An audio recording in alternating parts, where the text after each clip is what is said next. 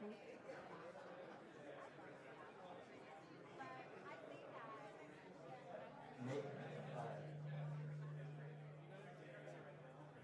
morning, everyone. If you can all know everyone's socializing, which is great because it's good seeing some familiar faces. But we got to get started. So if you wouldn't mind taking your seats, so we can get going.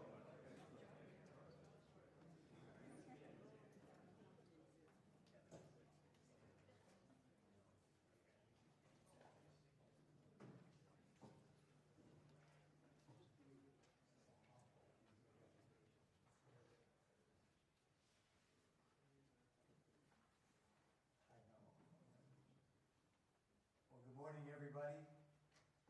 I'd like to welcome you to the California Department of Motor Vehicles Public Workshop on Autonomous Vehicles. I'm Bernard Soriano. I'm the Deputy Director for Policy at the DMV, and I'm joined at the table with colleagues from the DMV and the California Highway Patrol.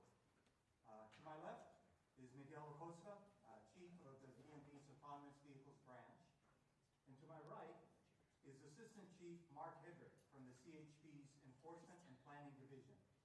And to his right is Captain Nick Dopo, Commander of the CHP's Commercial Vehicle Section.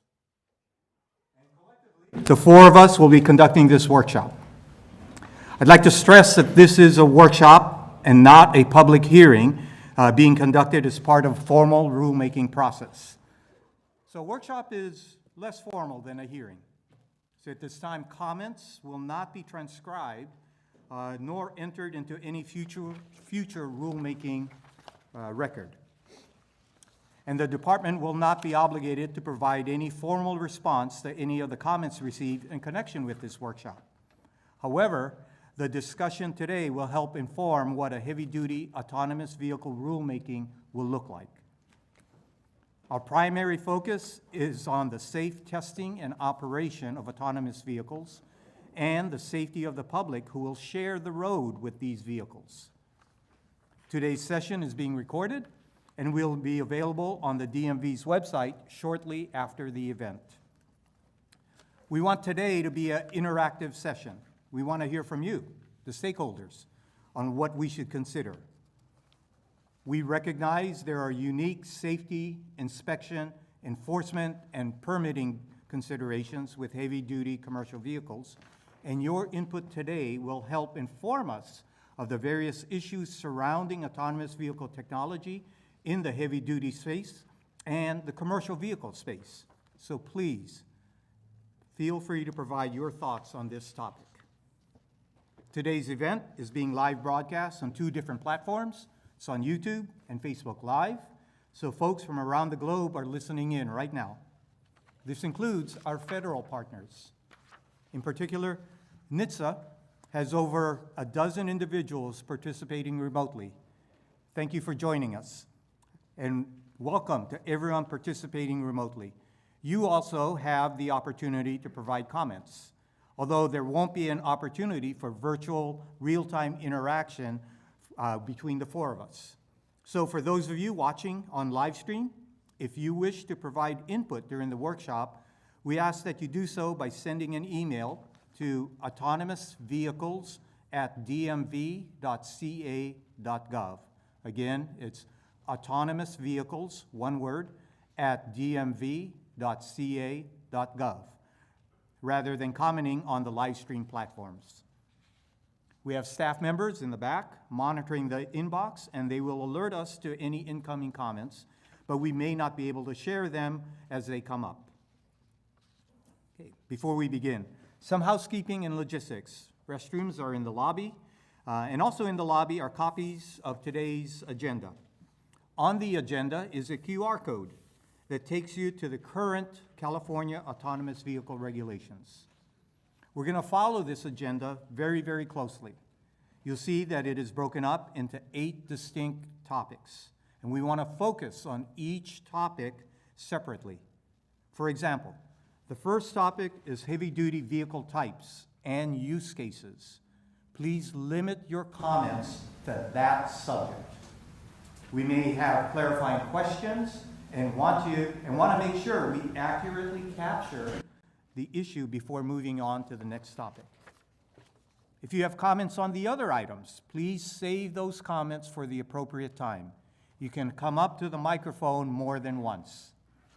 If you wish to provide comments, please form a line behind the podium to my left, and there is no strict time limit per speaker. But we ask that you please be respectful towards other fellow attendees who also wish to speak. This agenda is very, very robust, and we anticipate taking a mid-morning break and a lunch break and continuing on in the afternoon if there are more comments than time. We want to develop these regulations to address safe operation of AVs, foster innovation, provide economic opportunity, and address equity. And we want these regulations to work for you. So this is your opportunity to provide input as we work to develop these regulations. And with that, let's get started. Our first topic is heavy-duty vehicles in general. What type of vehicles are being considered? What are the use cases? And what is currently being tested and operated elsewhere, either here in the United States or abroad? So with that, if anyone has any comments on that topic, I invite you to go to the podium and provide those comments. So, Ariel? Oh, I should say, as you provide your comments, please state your name, your affiliation, and if need be, spell your name so that we accurately capture it. So with that, Ariel. Great. Well, thank you so much, and I'll just start out by expressing gratitude for convening this public workshop. I know everyone here, all the stakeholders are grateful for the opportunity that you provided to get started on this important rulemaking. Ariel, I know you, but many of the folks in here may not know who you are. So my name is Ariel Wolf. I serve as General Counsel to the Autonomous Vehicle Industry Association, also known as AVIA. AVIA was founded in 2016 to be the unified voice of the AV industry. Since then, we're proud to have added many of the world's leading technology, trucking, ride-sharing, and automotive companies as members of AVIA. And the cross-section of companies demonstrates the widespread interest in developing AV technology across different sectors.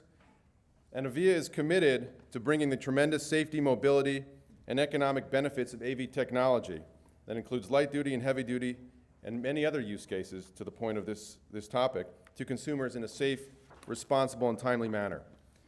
I want to make one point here, and certainly will be commenting throughout this workshop, so I'll keep my remarks brief here and try to stay on point. You know, when AVIA was formed back in 2016, California was one of the first states to address AV testing and deployment.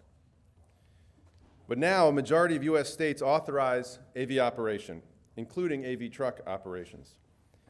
By prohibiting heavy-duty AVs, the reality is California has become an outlier. As a result, AVIA member companies are currently bringing the many benefits of different AV use cases, such as long-haul trucking, medium-duty, and goods delivery to other states, like Texas. This workshop is a critical step toward authorizing autonomous vehicles over 10,000 pounds in California. So I want to just go back to what was said at the outset. Safety is paramount. Working towards a safe operation of AVs is fundamental to what the industry is working on. It's also important as that other prong with respect to economic opportunity. I know there are going to be many folks who will speak to this with specificity, so I won't do it myself. But the economic opportunities are tremendous with AV technology. But I also want to make the point that there are a lot of challenges right now with the supply chain. And in many respects related to that, I think the pandemic exacerbated some of that when we look at shortages and other aspects of logistical efficiencies. The reality is AV technology has the ability to step in and help with that and be a partner in the ecosystem. And that's what we want to really focus on. It's going to be over a period of time. It's going to be in partner with the current ecosystem. And that's the theme we want to bring to today's workshop. And And I'll just conclude at this point, we are focused on the near-term deployment of this technology. So the speed of this forthcoming rulemaking is very important. It's important to proceed with all deliberate speed. And on that point, I'll say that what we're looking for is trying to leverage existing frameworks that are in place. We're not starting from a blank sheet of paper in California. And if we think about that, and not just that, what California has, but also on the trucking side, there are frameworks at the federal level. There are regulatory requirements that are in place. And so that combination, I think, does give us the opportunity to think about this from a process standpoint, being able to move quickly, and get to a point where there can be AV trucking deployment in the near future. Okay. So, sure, I'll talk to you again. Thanks so much. Thank you, Ariel.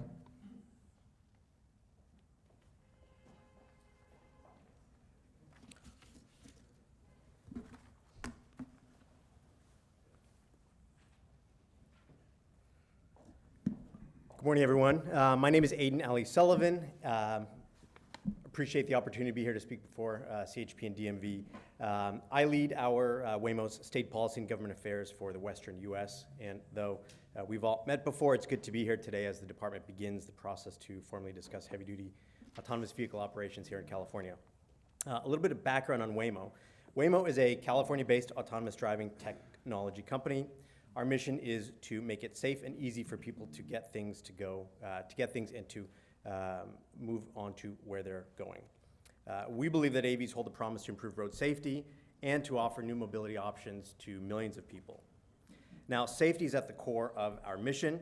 It's the reason we began our pioneering AV research and development over a decade ago, originally as the Google Self-Driving Car Project. Our experience since that time, over the last decade, of developing this technology includes more than 20 million autonomous miles on public roads, more than 20 billion miles of simulated driving, and tens of thousands of comprehensive tests of our technology. The Waymo driver is the world's most experienced driver. It's already seen some of the toughest driving scenarios, which will help it make better decisions no matter the vehicle it's operating. Now, Waymo has a long established track record with the California DMV. In September of 2014, our vehicles received the first authorizations from the state to test with a driver under the DMV's autonomous vehicle regulations.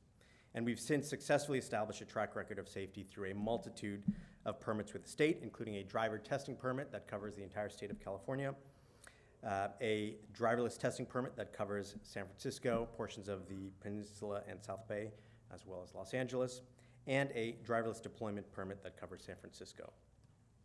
Additionally, Waymo was the first autonomous vehicle company to submit a federal safety report, the first company to receive a driverless testing permit in California, and really we're proud of our record of testing throughout the country and in particular here in California.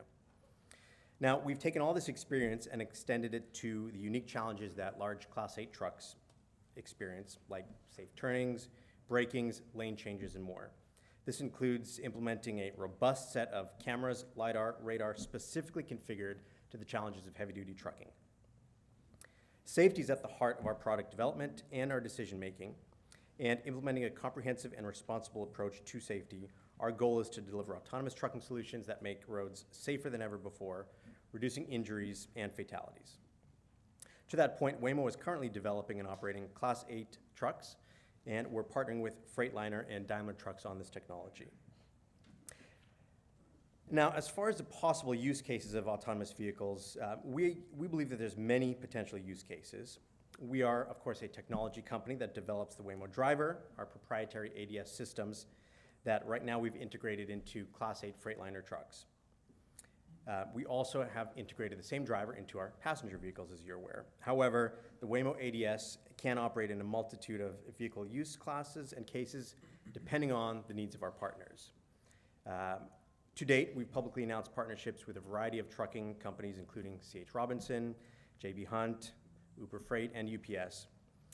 Additionally, we intend to operate both a hub-to-hub mile as well as last-mile options. These vehicles are able to operate on highways at high speeds as well as at lower speed streets. As far as testing operations and what's currently occurring in other jurisdictions, we are testing and operating our Class 8 trucks in the Phoenix metro area. Additionally, we opened a 9-acre trucking depot facility in Dallas last summer, and we're currently operating our heavy-duty trucks between Dallas and Houston on an ongoing basis. To give you a sense of scale here, we reported over 1.6 million miles of trucking operations in 2021. To get a bit more granular, what that looks like, it included the movement of goods for partners as diverse as beer in Texas to Girl Scout cookies in Arizona. We look forward to working with the department as we develop the regulatory regime for heavy-duty vehicles, and we look forward to continuing the great partnership we have with the DMV and are happy to answer any additional questions throughout the proceedings today. Okay. Thank you. Yeah, thank you, Aiden. I do have a couple questions, and my colleagues may as well. You mentioned the Class 8 trucks that you have the technology on, and the use cases being a variety. Is there any one in particular that you think would be something we should concentrate on as we develop the regulations? In other words, should there be any type of phased approach to those use cases? No, I don't think so. I think the use cases that are likely to be seen that we're focusing on right now is heavy duty, is the large scale trailering operations. I don't think that there should be a phased approach. I think that the department can and should look at this holistically for trucking over the 10,000-pound weight limit. What about from, say, initially looking at on-ramp to off-ramp and before looking at surface street operation? Again, the department might look at some of these specific use cases. From our purposes, the Waymo driver is able to handle both city streets as well as highway operations. The actual sort of implementation of the technology once it's allowed. Right now, we are operating fully autonomously on the highways in Texas with a safety driver. The last mile piece of it at the moment, we still have the human operator in the vehicle to move the vehicle. It's not a necessity, that's just the model that we've worked on at the moment. Okay, great. And then last question, at least from me, any other classifications of vehicles besides Class 8? Nothing at the moment right now. Okay, Yeah. great, thank you. Miguel, or you guys? Thank you. Great, thank you.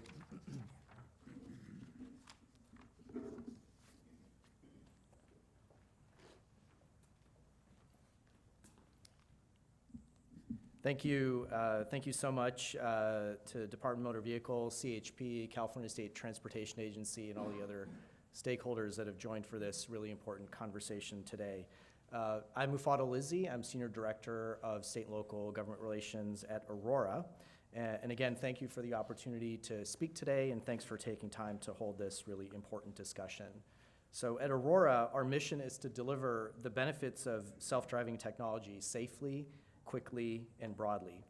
And our team includes over 1,600 employees across the country, including at facilities in San Francisco and in Mountain View. We're building the Aurora Driver, and this is a really important point. The Aurora Driver is an SAE Level 4 autonomous driving system that safely transports people and goods.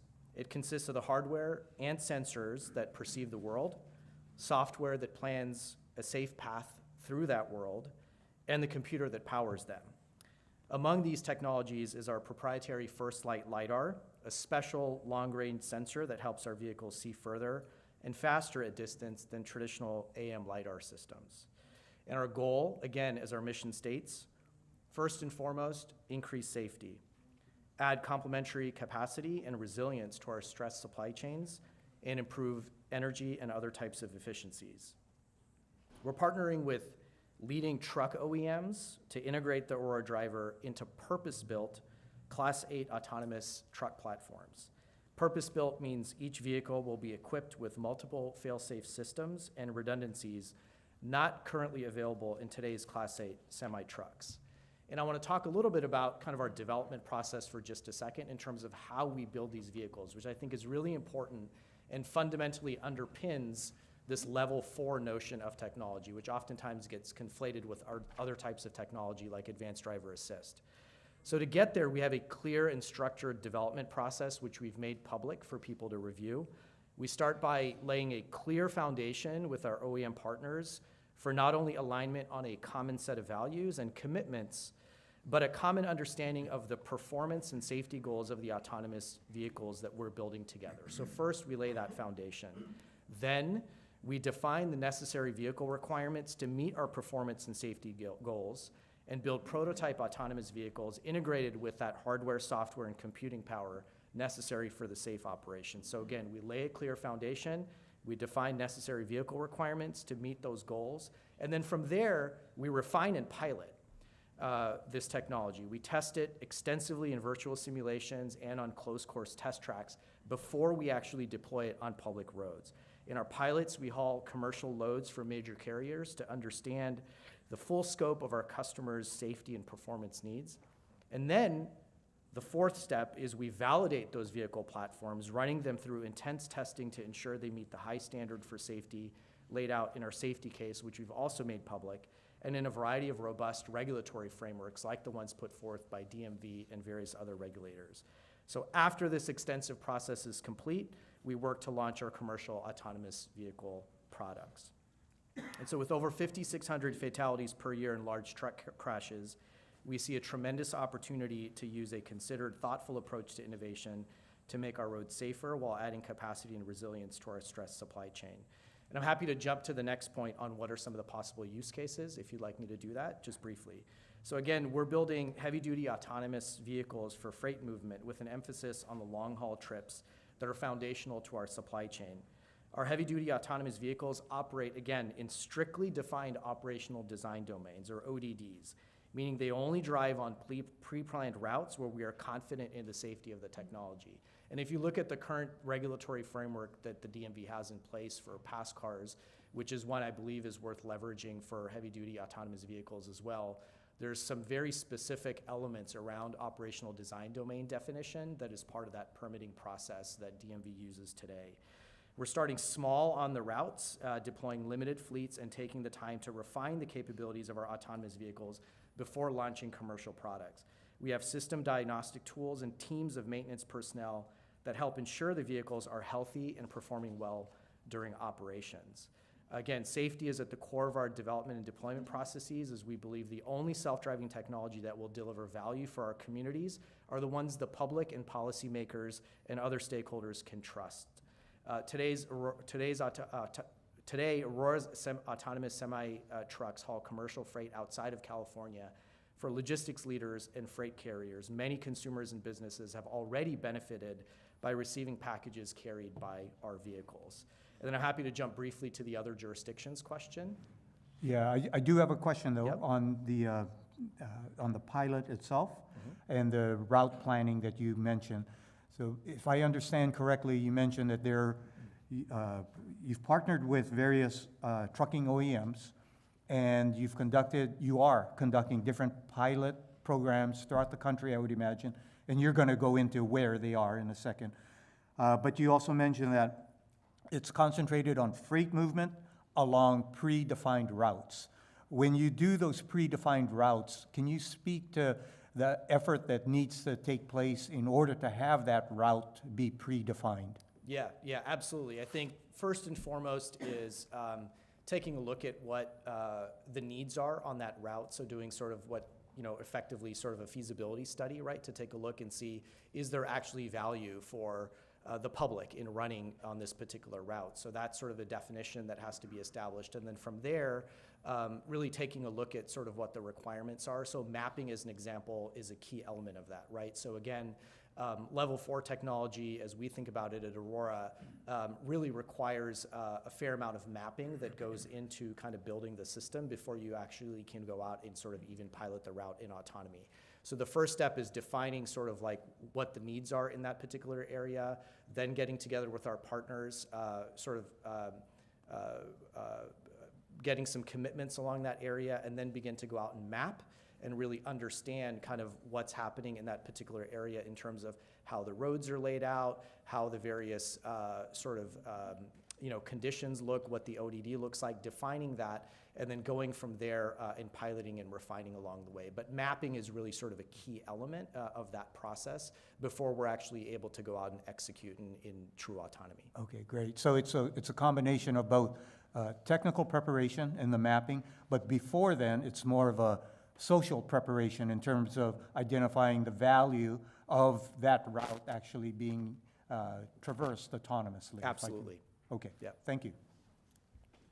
Just a follow-up question on Yep. that, Bob.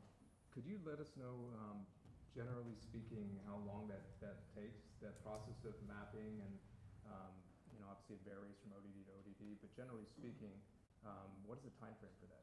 Yeah, I think it's difficult to pin down exactly what the time frame is, but it really depends on what the road conditions are, what the ODD is, what the weather conditions are, and frankly, what we're looking to achieve, right, along that particular route. So it's difficult to say specifically. I think it really varies sort of on a case-by-case basis.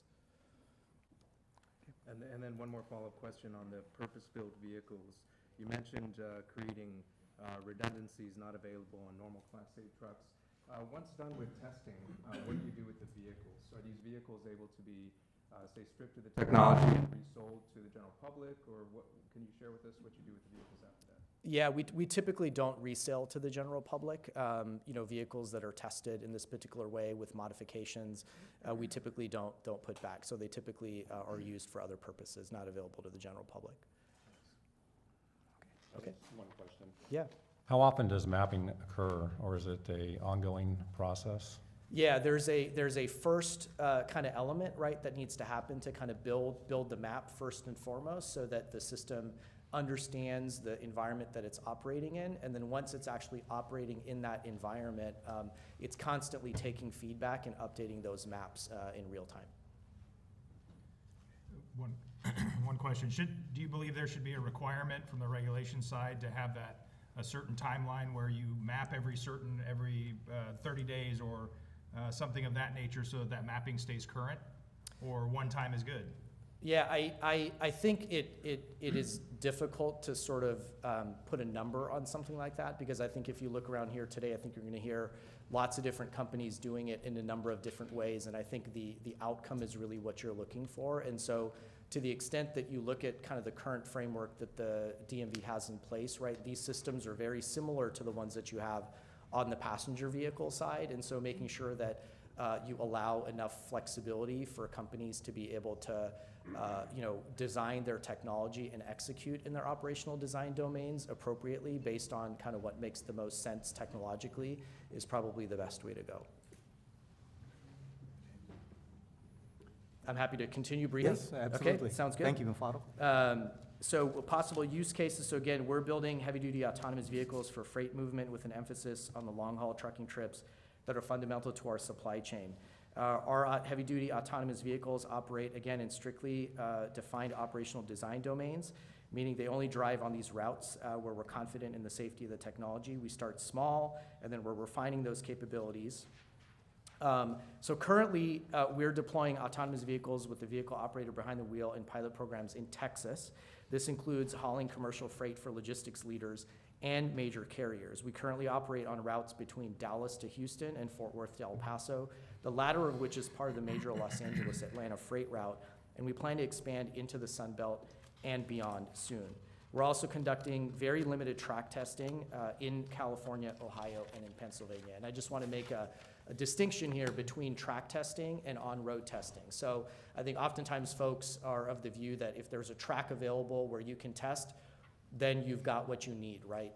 Track testing is typically for, more sensitive types of maneuvers and developmental capabilities that you want to bring to the vehicle, calibration exercises, other things like that, that you typically don't do on the public roads. So there is a distinction between sort of what you would do on the public roads, what you would do in tracks, and I think it's important to understand that you need sort of both of those things in order to have a successful sort of an operation and deployment opportunity in any given jurisdiction.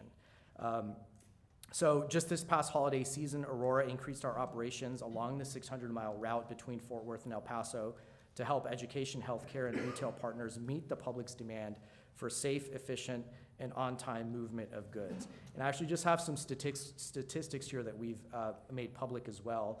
Just in 2022, we delivered over 766 loads in those pilot programs, about 11,300,000 pounds of cargo that we hauled, 496,000 packages that we transported, 4 commercial pilots, and 3 terminals. And so again, this is really mostly happening kind of in that Texas region, Dallas to El Paso, Dallas to Houston kind of route that I focused on. So again, we're being purposeful as we expand our deployment operations of autonomous vehicles. You know, our safety case framework is really sort of at the core of this. And so as I think about the use cases and how we think about sort of how we're testing and deploying in the world is really tied to the safety case framework, which really allows us to focus on not just the proficiency and the capabilities of the system per se, but really how we're running the company and then how we're building trust with policymakers and regulators as well. So it's a really dynamic system that doesn't focus on one particular element. It focuses on a series of elements across the board for a really comprehensive view into safety. So I'll stop there. I've taken a lot of your time. Really appreciate the opportunity, and we'll be here and happy to answer questions. Thank you, Mufadal. One question, just clarifying. You mentioned in Dallas, you're running loads between El Paso, Dallas-Fort Worth, and then Houston. I thought I also heard you say San Antonio. Is that true? I did not say San Antonio. Okay, so, yeah. El Paso, Dallas-Fort Worth, Houston. Right. You're running loads between all three. Right. Okay, thank you.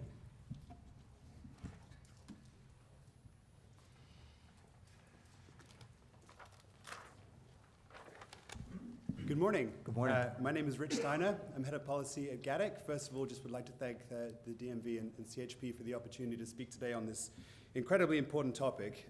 Thank you all for your time. So I'll begin with a little bit of context and background on GADEC. So we were founded in 2017 right here in California. Our HQ is right here in California, and we're very, very proud to call it home. A little bit about our use case. So we focus exclusively on short-haul business-to-business logistics with heavy-duty box trucks, straight trucks. When I say business-to-business logistics, what we do is move goods between distribution centers, smaller micro-fulfillment centers, and retail locations on routes anywhere between single-digit up to about 300 miles with our heavy-duty box trucks.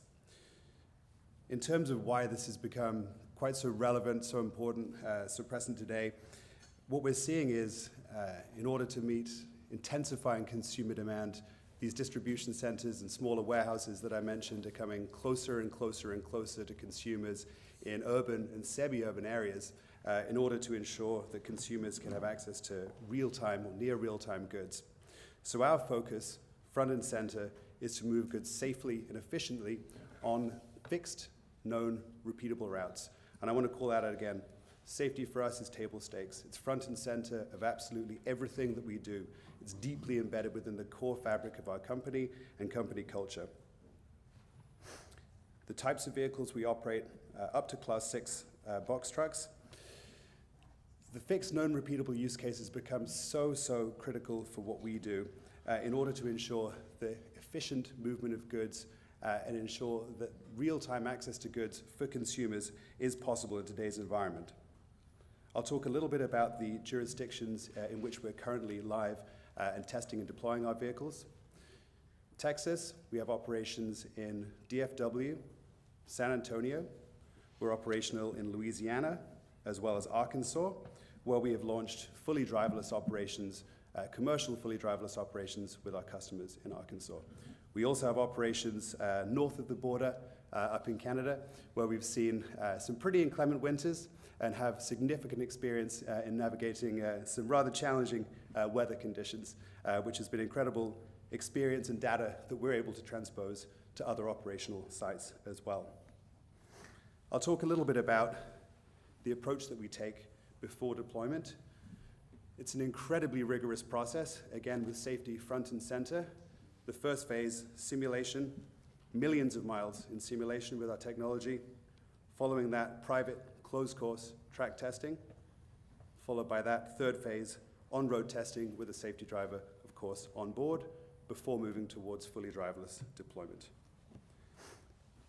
Our commercial operations are increasingly densifying, and we seriously look forward to the prospect of being able to expand our operations in our home state of California, and sincerely thank DMV and CHP for this opportunity to speak to the regulatory expansion today. Very happy to stand for questions if there are any. Okay, I do have a couple questions. Sure. You mentioned the fixed known routes and those routes being less than 300 miles. Similar question that I had for Mofado. The process that you go through in defining those routes. Can you describe that a little bit? And then also in Dallas-Fort Worth, San Antonio, Louisiana, and Arkansas, when you are deploying these vehicles, is there a safety driver on board? So if you can address both of those. Yeah, happy to. So for us, we are laser focused on our customers' needs, is the best way I could describe it. So in terms of the routes, we will enter into discussions with our customers about where we can most effectively serve their consumers. Tied into this is understanding exactly which routes are the safest routes on which we can operate. So what I mean by that is we will prioritize taking 3 right turns over an unprotected left. For us, the transportation of goods, we're able to prioritize taking the safer routes provided we get our goods on time for our customers. Safety comes first for us. So these are the core pillars that go into understanding which routes on which we will operate. In terms of the second question, so yes, in Dallas currently, San Antonio as well, we have safety drivers aboard our vehicles. I mentioned we have fully driverless operations in Bentonville, Arkansas with our customer. This is not something that happened overnight. It was the result of extensive testing and then real-world application of our technology with a safety driver behind the wheel before advancing to fully driverless operations. Okay, thank you. I have one question.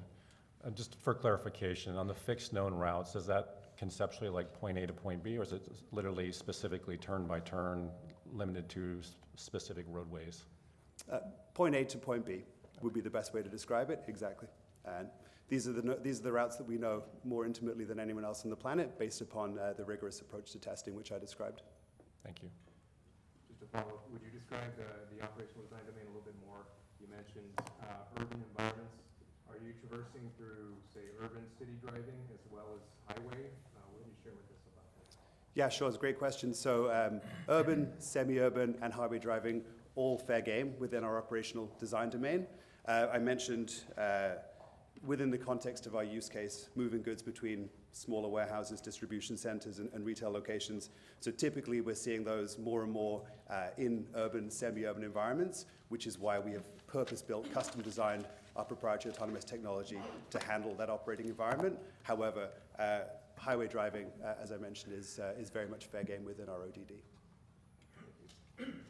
And how long have you been in Texas, Louisiana, Arkansas?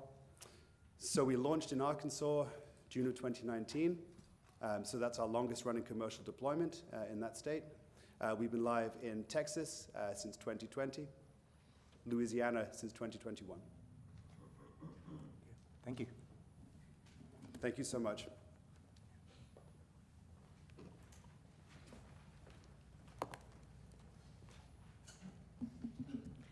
Good morning. My name is Monica Darwish, Senior Corporate Counsel for Kodiak Robotics. I'll start by saying thank you for being here and really looking forward to engaging with all the stakeholders today and throughout the course of this process. Kodiak was founded in 2018 with the goal of making freight transportation safer, more sustainable, and more efficient for the broader supply chain. In that vein, Kodiak has always understood the importance of right-sizing its engineering feat for the market and supply chain that we aim to bolster.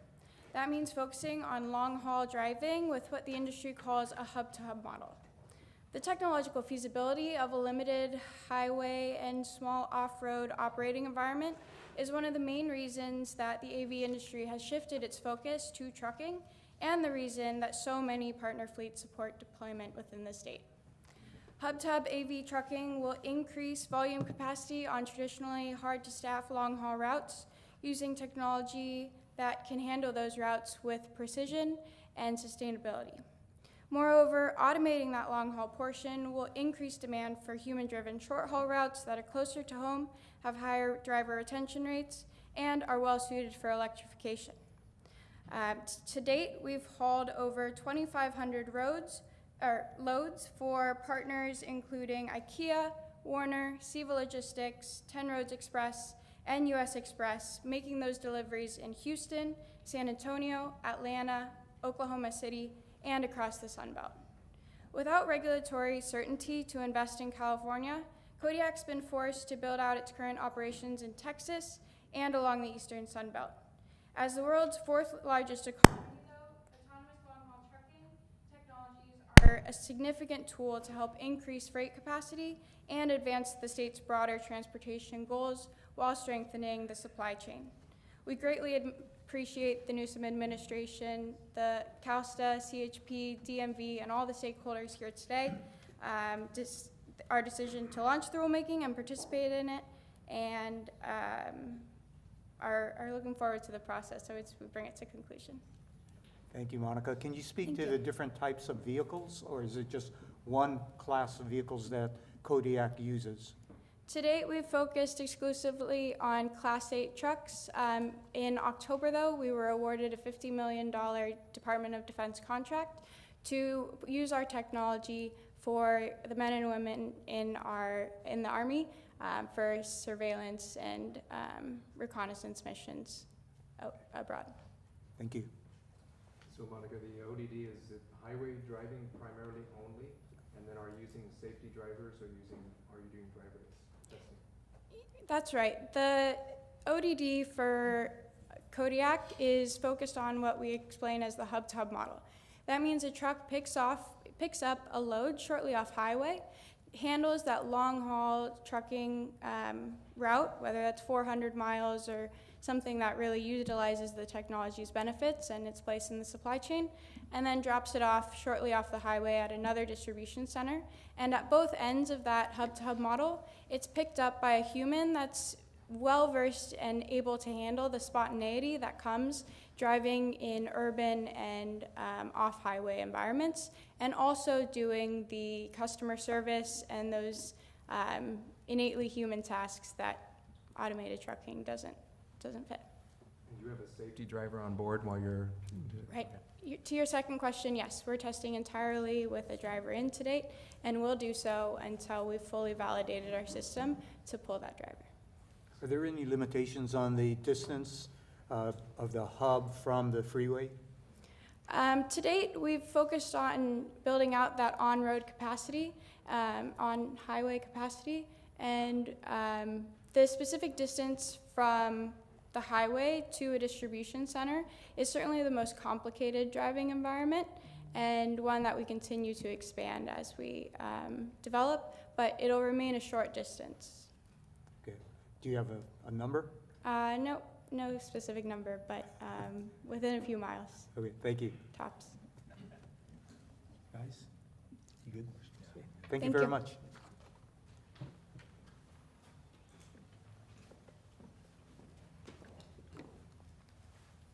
Good morning. I'm Matt Broad. I'm here on behalf of the California Teamsters. I'm sure this comes as no surprise to anybody in this room, but we are strongly opposed to the DMV moving forward with any sort of reg package with respect to medium and heavy-duty autonomous vehicles.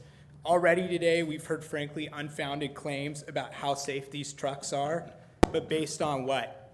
Every single day I get online, I see videos of the passenger scale videos or passenger scale vehicles malfunctioning, not being able to navigate routine traffic. And it's astounding to me that the DMV would look at that and would say that they would want to double down, but on large scale commercial vehicles. I think it's completely out of step with the DMV's stated position, goal of regulating motor vehicle industry in pursuit of public safety.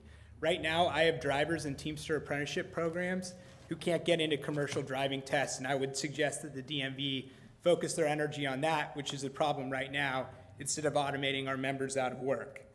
This is a public workshop, so just to set the stage for what our position is with respect to this proposal, I'll be clear. We intend to fight this through the regulatory process if one materializes in the legislature and in the court of public opinion. With me today, I have a number of commercial drivers, Teamster members from a various selection of different industries. They have perspectives that are so often lost in these discussions. And so I would urge you to take their comments to heart and make sure that when we do deploy these, that we're deploying them safely. Just as a final comment, we're talking about technology that needs to work essentially perfectly to be as safe as human operators. Now, I'll take out my cell phone, right? Would you bet your life that this will work? I'm not sure I would, and I'm pretty sure I wouldn't. So I think that we need to take a long and slow approach to looking at this technology. We can't just green light this. We can't get it out on public roads until we're sure it's safe. We'll be looking at the ways we can do that in the legislature. Thank you. Matt, thank you for your comments. We do have another section in the agenda to address these items.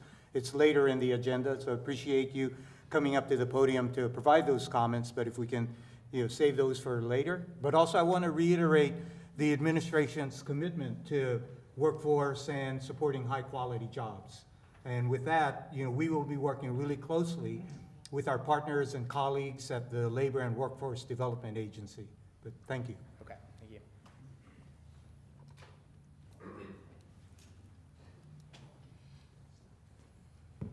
Morning, everybody. Glad to be here today. My name is Johnny Morris. I'm head of corporate affairs from Embark Trucks. Really excited for this day. Embark was founded in 2016, and basically since our founding, we've been having close dialogues with California DMV, Bernard, Miguel, and I want to give a shout out to Brian Soublé, who's no longer at the DMV, but a big presence in these rooms, and his leadership was greatly appreciated in the foundation of these regulations. As I mentioned, Embark is a California-based company founded in 2016 with offices in San Francisco, Fontana, California, and Katy, Texas. We have over 350 employees, many of whom are commercial drivers. Our primary operations occur in our Texas facility outside of Houston, with the bulk of our runs between Houston and San Antonio on the I-10. We're building the hardware and software technology to enable autonomous level 4 driving of trucks. We're focused on developing this technology for Class 8 trucks, primarily hauling 53-foot trailers. Once commercially available, our fleet partners will license this technology from Embark as a component of their trucks and incorporate it into their day-to-day operations. So Embark, we do not see ourselves as a fleet. We see ourselves as partnering with the fleets that are operating today that know how to operate large-scale commercial operations. Our business model focuses on running autonomous routes on long stretches of highway between two transfer hubs where trailers will be picked up by human drivers to complete the first and last miles of the journey, which we know is the most complex part. We believe for the initial implementations of autonomous trucking, this is really a win-win. Drivers do a lot more than just drive a truck. They're involved in a lot of record-keeping, human interactions with shippers, and their expertise and improvisation are often valued for off-highway environments, which tend to be more dynamic, more variables, more complicated. So we think centering the autonomous driving technology on longer haul on-highway routes is really a great use of the technology in instances where humans can become distracted or fatigued. One note I would make on mapping, because this came up in an earlier comment, we actually are developing a patent-pending technology called Vision Map Fusion, the aim of which is to use HD three-dimensional maps more as a human uses a map, where it's not our ground truth, but it's something that we consult, and we weight more heavily on what we're seeing through our sensors. That's just a slightly different way to approach development, but to the point made earlier, there's not necessarily a standard reliance or use of maps that would lend itself to kind of, every week you need to refresh your maps.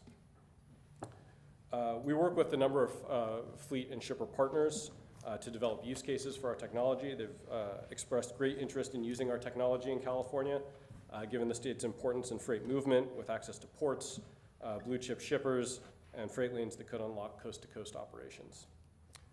We have partnerships with major fleets and large shippers such as Knight Swift, and are running many loads for many of our partners now. These are all done with a safety driver in place.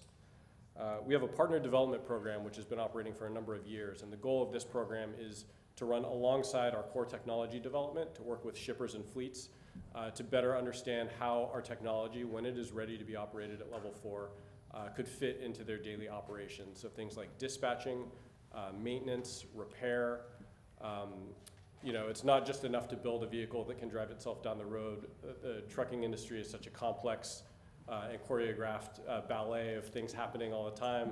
And so we think the work of that partner development program is very important to understanding how these trucks will be used. One of the outcomes of this, for example, was the first ever handoff between a human-operated zero-emissions electric truck that did a first-mile run from a port to a transfer hub, and then handed off that load to an autonomous truck. At this point, it's with a safety driver to take that on a longer haul journey. We see that as a great mode of operations that can blend the current strengths of electric trucks right now, which are obviously zero emissions. They can be used in areas of poor air quality near ports, and then the longer haul trucks, which right now are all diesel operated, but can benefit from autonomous technology, including deriving some fuel efficiency benefit. With that, I'll conclude my comments. My other colleagues will be, I'm sure, commenting on some of the other points in the agenda. Just one question pertaining to, I know you talked about drivers, human drivers still being a key component to your business model. Is that in regards to things like driver vehicle inspection reports for the vehicle itself, or could you elaborate a little bit more on that? Yeah, sure. So, you know, first of all, from a technology standpoint, part of our reason to focus on-highway freight automation is, one, there's a business model there, right? Ride sharing, I think, is a really tough nut to crack because, you know, it's a consumer-oriented model. The business case isn't always there. There's a strong need and demand for more efficiency, more flexibility in freight trucking. And so we see there's a business driver there. There's also a technology driver in that the multi-lane, limited access divided highways are, from a technology standpoint, a more simple environment than downtown San Francisco, for example. There's no unprotected left-hand turns. There's generally no cyclists or pedestrians crossing the road, things like that. And so we think that for where the technology is right now, that's a great place to focus it. Once you take a truck off highway, things obviously become a lot more complicated. You're making 90-degree turns, you're interacting with other vulnerable road users. And so we really think that's where human drivers can lend their expertise, right? There's a lot more improvisation, there's a lot more dealing with unexpected things that happen once you take the truck off the road. And so that's really where we see that breakdown. And then, yeah, there's interacting with shippers, dealing with bills of lading, paperwork, daily vehicle inspection reports, things like that. We'll probably have some comments later on on-road vehicle inspections, which is a workflow that the industry's been managing with CVSA and some of our state partners. I hope that answers your question. Thank you. Yeah. Hey, Johnny, just since you brought up electric vehicles, from your company's standpoint, is there an advantage or a disadvantage to incorporating the technology you're developing into one powertrain platform versus another? Yeah, so autonomous vehicle technology across any vehicle type is really drivetrain agnostic, right? So you could theoretically make an electric truck autonomous, natural gas powered truck, hydrogen, fuel cell, whatever, diesel truck. Right now we're focused on diesel drivetrains because we see the value of autonomous trucking unlocked on longer haul routes, 200, 300 plus miles. One of the benefits of autonomous trucking is that they're not limited by hours of service regulations at the federal level. They don't get fatigued, they don't get distracted, things like that. So that's really where a lot of the value is unlocked. Yeah, so I hope that answers your question. But I think there's certainly the potential for it to be applied to any drivetrain once they're kind of broadly commercially available. There's a lot of benefits to electric drivetrains when you're dealing with an autonomous system. But for right now, where that technology is in the trucking industry is not quite mature enough to really be able to invest in it from an autonomous truck company's perspective. Thank you. Just a, what, sorry. Go ahead, Miguel. Oh, thanks. Just a follow-up question on the license. You mentioned licensing components into your trucks for your carriers. Can you talk a little bit about the operations in terms of support for those carriers? Do you handle remote monitoring, software updates? How does that look in your day-to-day operations? Yeah, so we've worked really closely with a number of partners to kind of develop these standard operating procedures. We actually have a program called the Truck Transfer Program with Knight-Swift that's currently ongoing. We've discussed previously with DMV, where we're putting a level 2 system that's been limited on some Knight-Swift trucks and putting them in operation so that their drivers can get up close and personal with the technology, understand how it works, and so that they can run through those maintenance cycles. Usually when we're doing testing, we'll run the truck on a normal run, we'll run it back, and then our engineers can do whatever they need to the truck. Obviously, when these are in commercial operation, they're going to be expected to work the same as any other truck, right? Where they can't be babied, they can't be kind of taken out of service and downloaded and checked and things like that. So we've worked really hard to understand, what areas of responsibility will Embark retain to ensure that the ADS is working properly. What things will the fleet partner do in terms of normal truck maintenance? How will they be dispatched? How will the kind of inspection process at the beginning of the day work? So these are all kind of standard operating procedures that we're developing currently with our fleet partners. And the last part is, yes, we definitely have a cloud monitoring solution. It's called Embark Guardian. So this is, I guess the best analogy is something like an air traffic control system that can understand where every single vehicle is, understand its current status, if there's a problem, and deal with that remotely. Thanks. So, quick question back on the mapping. So I think you called it Vision.Fusion? Vision Map Fusion. Map Fusion. So is that ongoing mapping as the vehicles are traversing the roadways? It continuously maps new changes, and does it communicate that to other vehicles in your fleet? Yeah. And the second part to that is, does it have the ability to, with all the construction and signage and changes in roadways, does it have the ability to recognize that and to communicate that to other trucks that are coming down the roadway? Yeah, so that's exactly why we've kind of developed the technology is on what we see a lot on the highway, right, is you've driven a highway and every day it's kind of the same, and then all of a sudden the lanes are painted 2 feet to the left because they've had to put up a border because they're doing some construction on the other, on the shoulder or something like that. And so what we wanted to do is understanding that, even if you're mapping once a week, those things can happen, one day and you're not prepared for it, right? So what we wanted is to make our trucks more robust and resilient to changes on the road.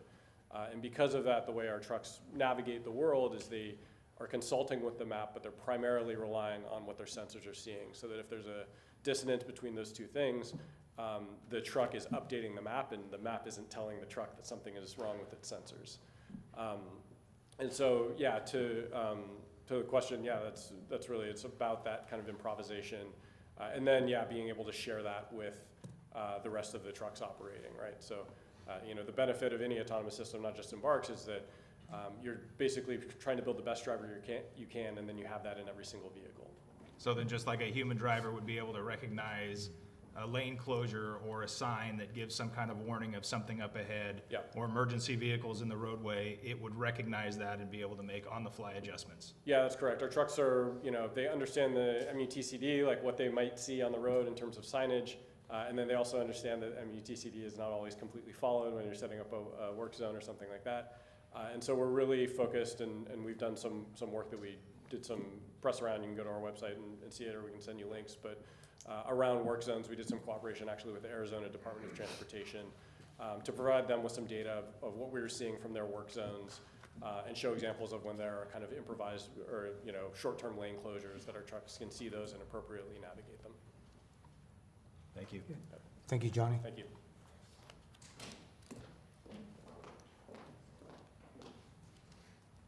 Good morning. Thank you for the opportunity to comment. My name is Navneet Purrier, and I'm with the Classified School Employees Association. We represent over 250,000 classified employees across the state, including bus drivers who get students from and to school safely. School bus drivers are required to complete intensive training before they receive their driver's license, and numerous studies have shown that school buses are the safest way to get students to school. One study even found that school buses are 40 times safer than personal vehicles. Autonomous school buses would jeopardize the safety of our students. Unlike school bus drivers, autonomous vehicles do not have the ability to react to immediate conditions on the road or assist students in an emergency. We should not jeopardize the safety of our students, and I also echo the comments made by my colleague at the Teamsters. We're very concerned about the safety risks, not only to our students, but to the general public that autonomous vehicles pose. And for these reasons, we respectfully request school buses be excluded from any consideration of testing. Thank you. Thank you.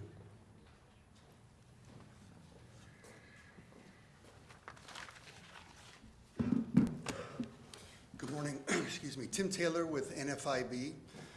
I think we've all experienced some supply chain issues during the pandemic, both personally and as well as in the private sector. Small businesses have had a difficult time, and something I think we've always taken for granted. Their survivability and profitability are predicated on speed to market. It's very, very important. We believe at this point in time that automated trucking, I apologize for my voice, is the right technology at the right time to sort of ameliorate some of those problems with the supply chain. Of course, it's only as good as it is safe, right? And I know that everybody's taking the safety issue very, very seriously and very carefully as you go through the regulatory process. One thing I would keep in mind is that since 1947, aircraft have been able to take off on autopilot, fly, and land without any pilot interference. This has been 75 years, autopilot. But I bet some of you were on aircraft today and were probably pretty happy that there was a pilot in the cockpit. So we would just ask that you take these ideas in mind or keep them in mind as you go through the regulatory process regarding safety drivers. Thank you very much. Thank you. And Tim, NFIB stands for? National Federation of Independent Businesses. Thank you.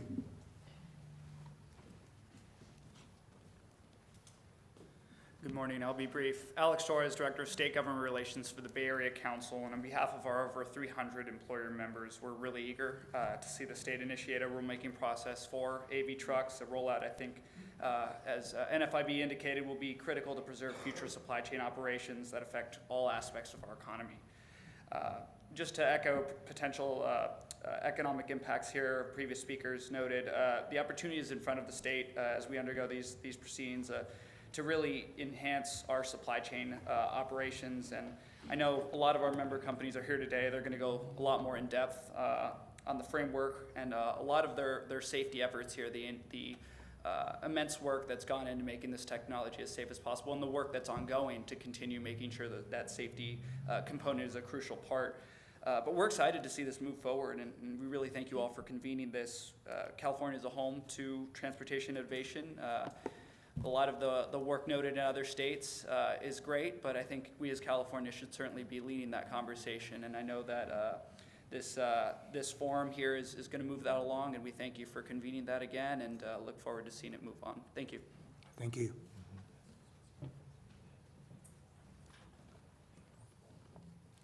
Good morning. My name is Wiley Deck. I'm the Vice President of Government Affairs and Public Policy for Plus. We're an L4 truck developer, and I just want to thank CalSTA and California DMV and the CHP for organizing this workshop. It's great to see this first great step into returning California as a leader in autonomous vehicles. As the former acting administrator for the Federal Motor Carrier Safety Administration, I understand how important these workshops are and the need for public input. And so again, thank you very much for providing this opportunity. Now, we at Plus, we're operating a little bit differently than some of our competitors and moving forward towards the L4 system of driver out. And what we're doing is, ours is a highly automated driver assistance system, which is available today, and we've been installing it in trucks as of early 2021.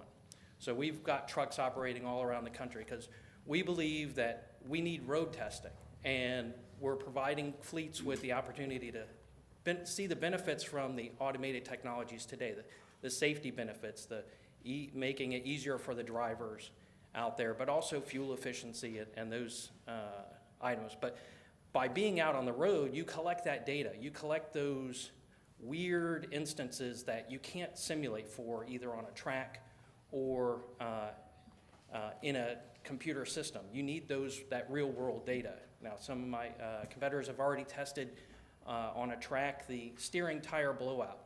Those things are key in real world scenarios. I applaud them for taking that opportunity, but we need to see what happens at highway speeds on the real world. And once you collect that data, then you can simulate. But we need these real world scenarios that we need to be out testing to collect that data. And by not having that opportunity for the many of us who are headquartered here in California, we want to stay here and perform these tests close to home. And everybody here, my colleagues, safety is at the forefront of our minds. And we want to see a reduction in these crashes that involve human drivers. And we can do that, but we need to do these real world tests in a very safe manner. Keep the safety driver in.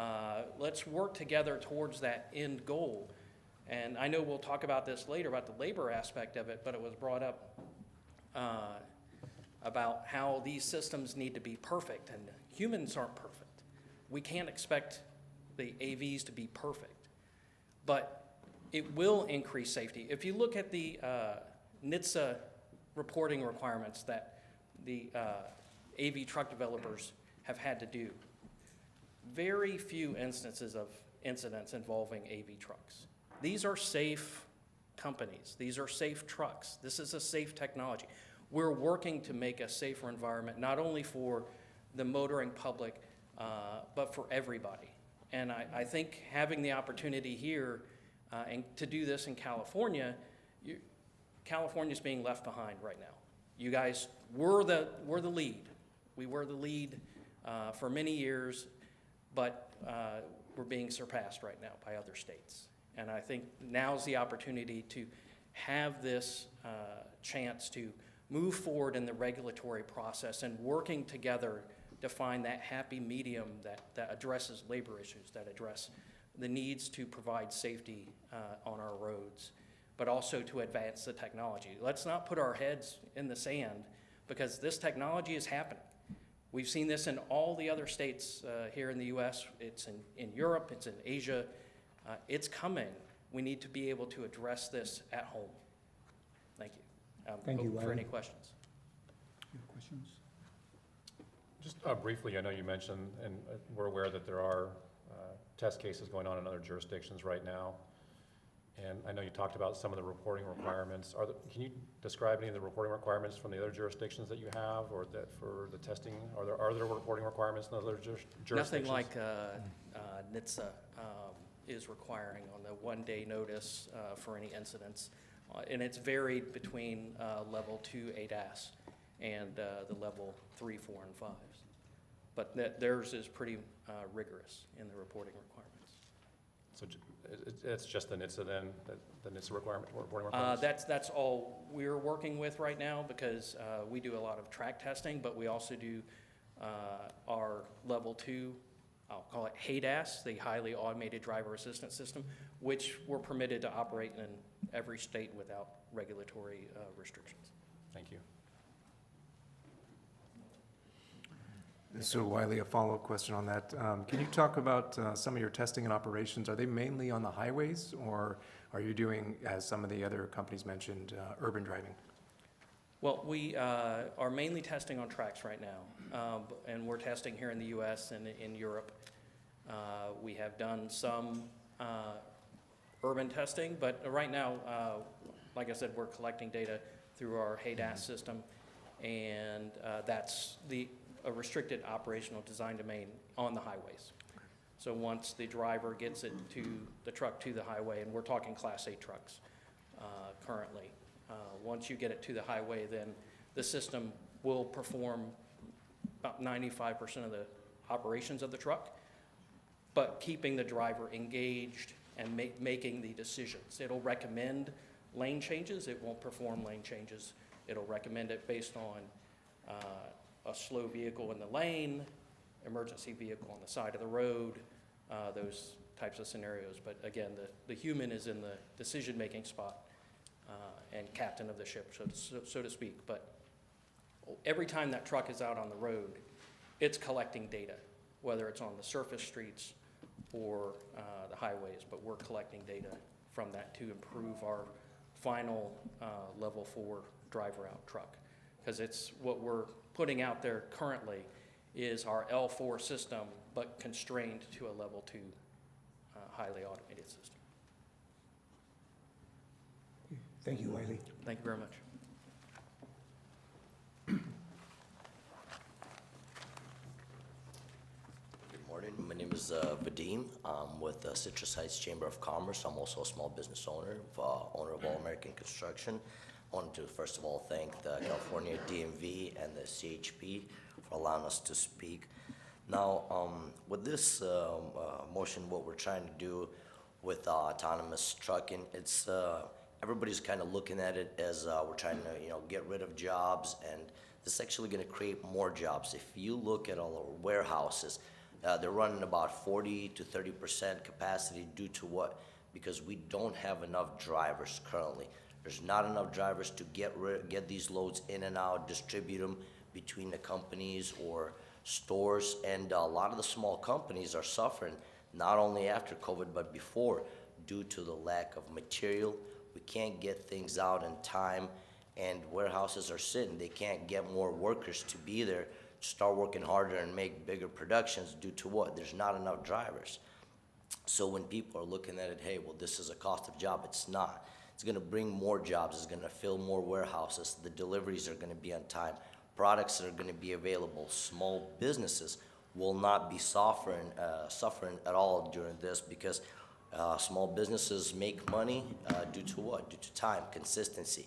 If we have products on shelves, we can utilize them. We can build business. On top of this, when California went green, there was a purpose behind this.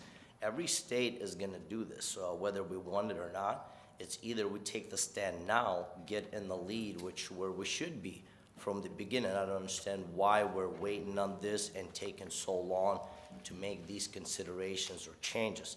People are talking about safeties of these autonomous trucks. Of course, all the hardware and software are being worked at, but at the same time, well, let's take a look at human errors versus computer errors.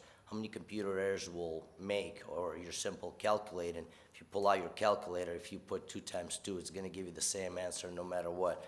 Humans will make an error, and they can make different errors. Just as if we take a look in the U.S., nearly 43,000 people died in crash accidents in only 2021. Due to what? Human errors, substance abuse, anger, personal problems that they bring to work. Computers don't have these personal problems. They don't bring them to work. They're errors that will not be made. And only 14% of those deaths are, involved due to trucks, some kind of truck involving incident. Computers wouldn't be making these errors. These are simple facts that computers are strong. They're built to not make errors. Obviously, things are going to have to work out. I also have kids. Safety is everybody's concern. People are thinking, well, we're going to get these trucks out, and they're just going to be reckless driving around and taking over. They're not. This is obviously, safety is the biggest issue for everybody. So that's what we have to do, is just work on the safety aspect of it. Continue to go green as we plan the whole agenda of California. And if we start stacking and stocking all of our warehouses, all the, every community from this will strive. We're only going to get bigger, better, and faster. That's it. Thank you. Thank you.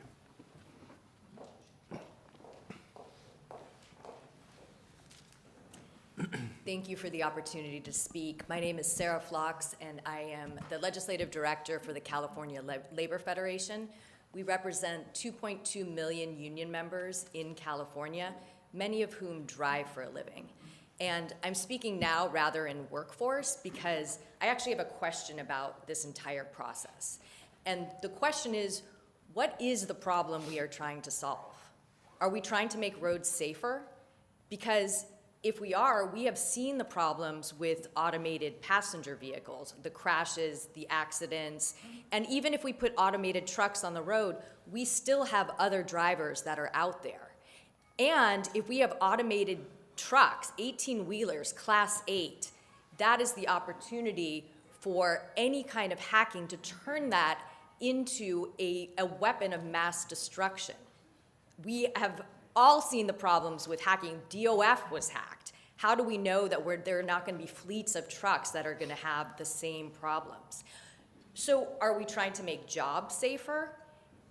What I'm hearing is that we're trying to eliminate jobs. And if we were actually trying to make jobs safer, then this wouldn't be a process at the DMV. This would be a process at labor agency, based at Cal OSHA, based in having conversations with drivers who do this every day, who have the knowledge, who know how to make their jobs safer. Is it a worker shortage, like the last speaker said, or a supply chain issue? I don't think there's a worker shortage. I think there's a shortage of good jobs that allow workers to come home at night to their families and allow them to have minimum wage and not have to pay for the cost of their trucks when they're misclassified. So if we started to address those problems, maybe we wouldn't need to have this process. So why are we having this process? There's tech companies who want to sell a product.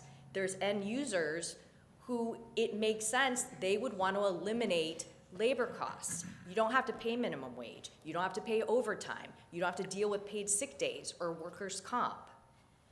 So that seems to be the problem. Someone said we're falling behind in tech. I mean, we are the home of tech.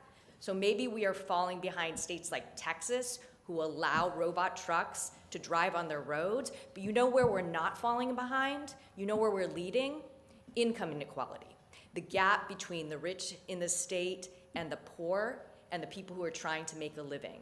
If we move forward on a process where we're going to eliminate 1 million jobs, all the people who drive for a living in the state, we are not going to take truck drivers, delivery drivers, school bus drivers, and have them working in Amazon warehouses. We are going to have a crisis on our hand, an economic crisis, and a crisis that tech companies and end users aren't going to have to bear the cost of, but Californians are. Taxpayers, the state, our safety net, that's who's going to have to bear the cost. And so we need to take this all into consideration and say, maybe we need to pause this process. Maybe we need to consider that we put workers at the center and figure out how they are the center of this process, how technology benefits workers, benefits the state, benefits the public, our roads, and our safety net.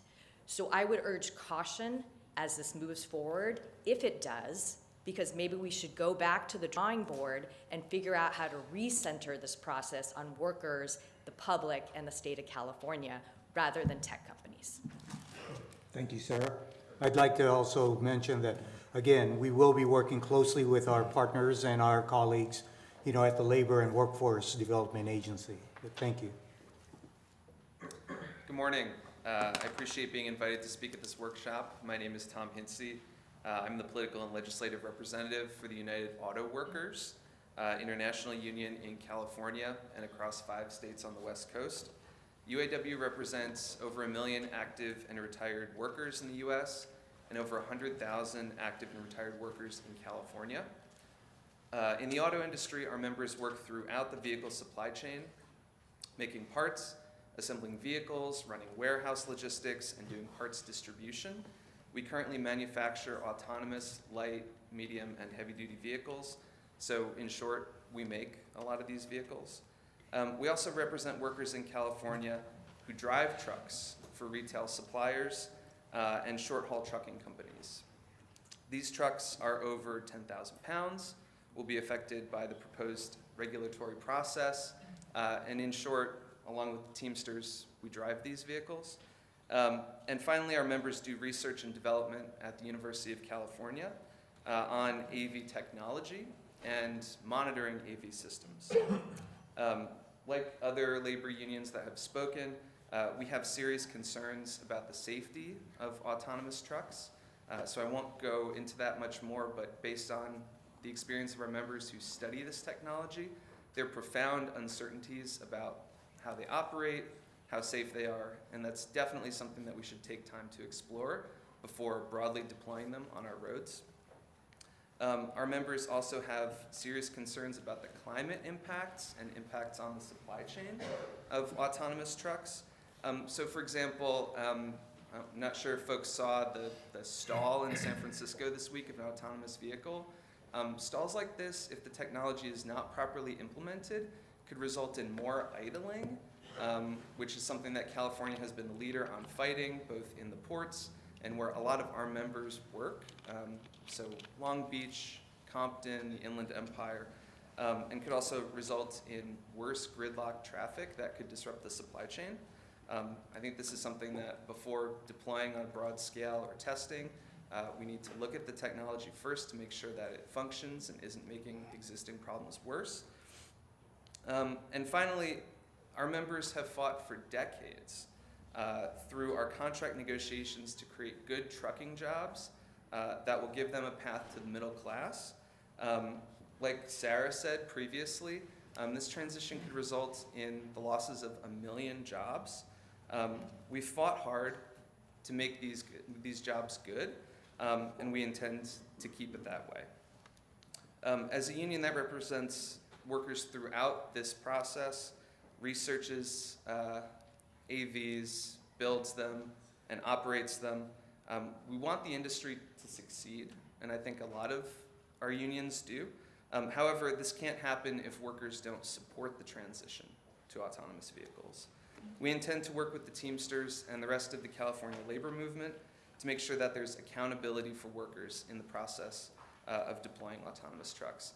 And I think to what Sarah said before also, rather than siloing it as a workforce concern, we really hope that workers' concerns are front and center of this process. So not just a workforce and labor agency issue, but something that really needs to be taken into consideration before anything is moving forward. Thank you. Thank you.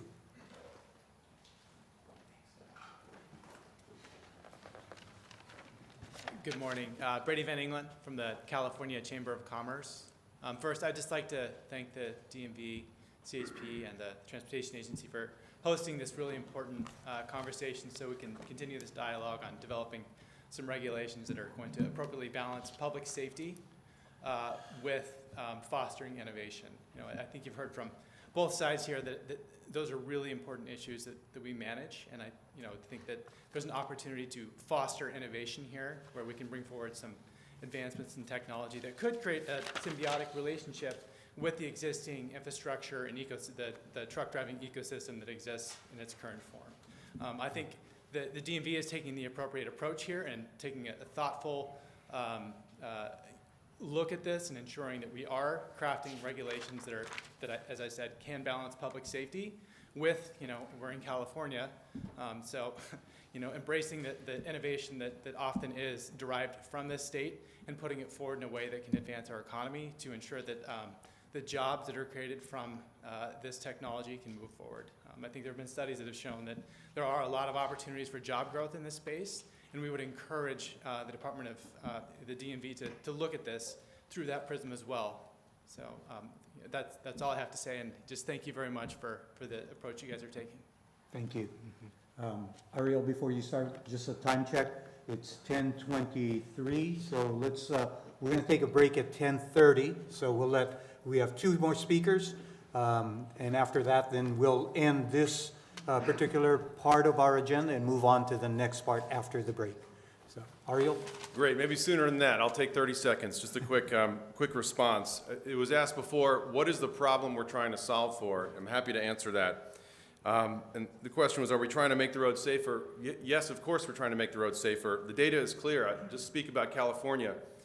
I think it's 4,250 fatalities on the roads. 14% involve trucks. You look at the broader nationwide data, it's horrific. We have a crisis in the roads. So yes, we're trying to make the roads safer.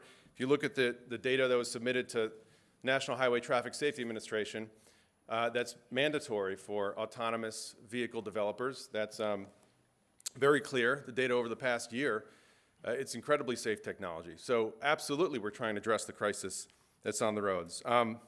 With respect to jobs, the facts are absolutely clear. There's a shortage of drivers. There are efficiency and logistics problems that has to be addressed. So yes, that's another problem that's trying to be solved for.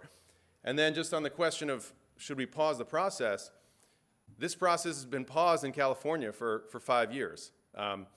So what we need to do is exactly what's happening here, which is move forward with the rulemaking process, take public input from everyone, from all stakeholders, and with all deliberate speed, proceed to a time when we can have AV technology in trucking deployed in a safe and responsible way. Thanks. Okay. Thank you. Okay, with that, we will be taking a break. Well, let's do a 10-minute break and then reconvene. But just to recap what we've heard, well, first of all, thank you for providing input with regard to this agenda item. So we heard what type of what type of vehicles are being developed. Overwhelmingly, it seems like Class 8 seems to be the platform that it's being standardized on. There was some discussion about box trucks as well. And then with regard to the ODD, it was across the board. One type of vehicle that wasn't mentioned are school buses, but there was mention about concern with school buses. So passenger type vehicles was not brought up. And then also the locations where all of these are currently being tested and deployed. Seems like Texas and the southwest area of our country is where some of these companies are deployed. With that, when we reconvene, we'll move into the general considerations for heavy-duty AVs, and we'll talk about, we'd like to address things like the IRP program, motor carrier permits, pre-trip inspections,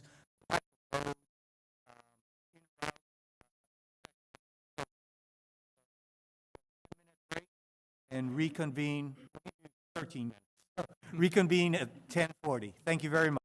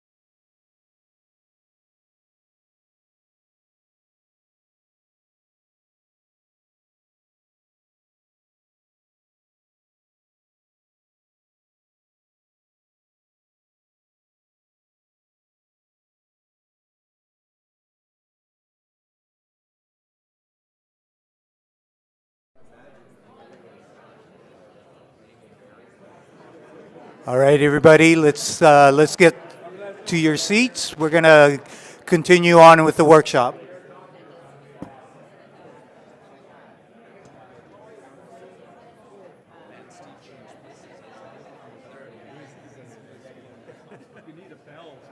I know. We need music. We need music that they're going to play. Yeah, we're good. Yeah. We need music. All right, ladies and gentlemen, let's take our seats. I think Jim grabbed Mark. Jim Epperson's here. Oh, he's getting Mark? That's all right.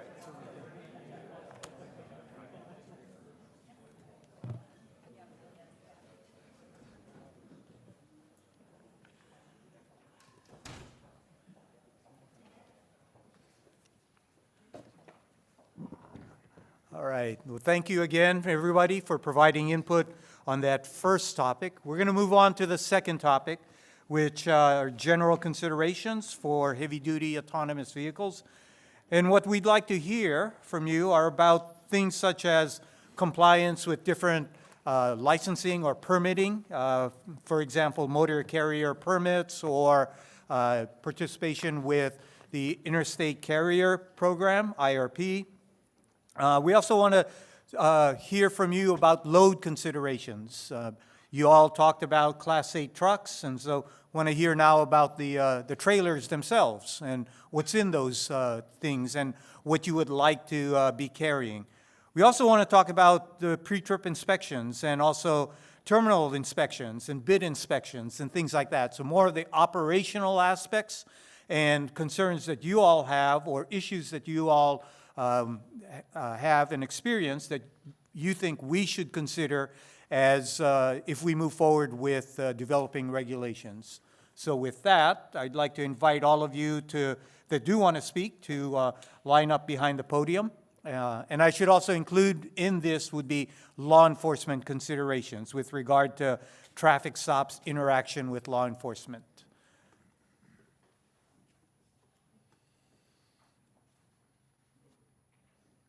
This might be a short agenda item. There's got to be some opinions about loads. What do you guys want to haul? What shouldn't you be able to haul? Nothing. You don't want to haul anything? Not by those. Not by those. Well, those who do, what do you want? What should you be able to haul? Should there be restrictions on what you can't haul? That's the kind of information we want to get from you. And even the input about nothing, that's still valid. But we want to hear from everybody, different perspectives and opinions. So this is an opportunity to provide us with that input. As Bernard was saying, it would be a shame if that pulpit stayed empty for this conversation.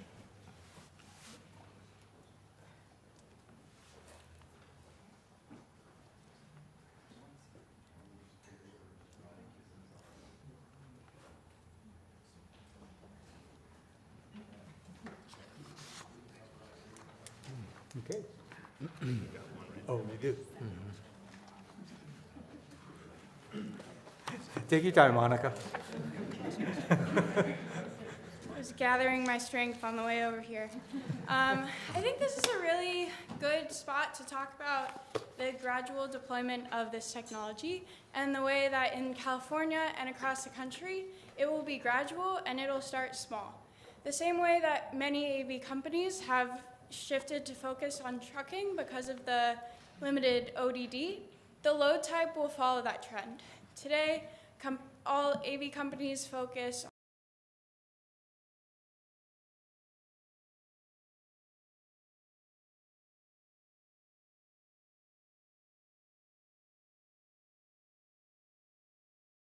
flatbed. I think I'll be long retired before that happens for AV trucks because of the human-oriented inspection requirements and other safety concerns that arise from more complicated loads. The specific types of loads that AVs are authorized to deploy will, I'm sure, continue to be a concern and a point of focus for FMCSA, and DOT continue to collaborate with their federal partners to understand what those load types should look like. Thank you. Yeah, thank you, Monica. So follow-up question to that.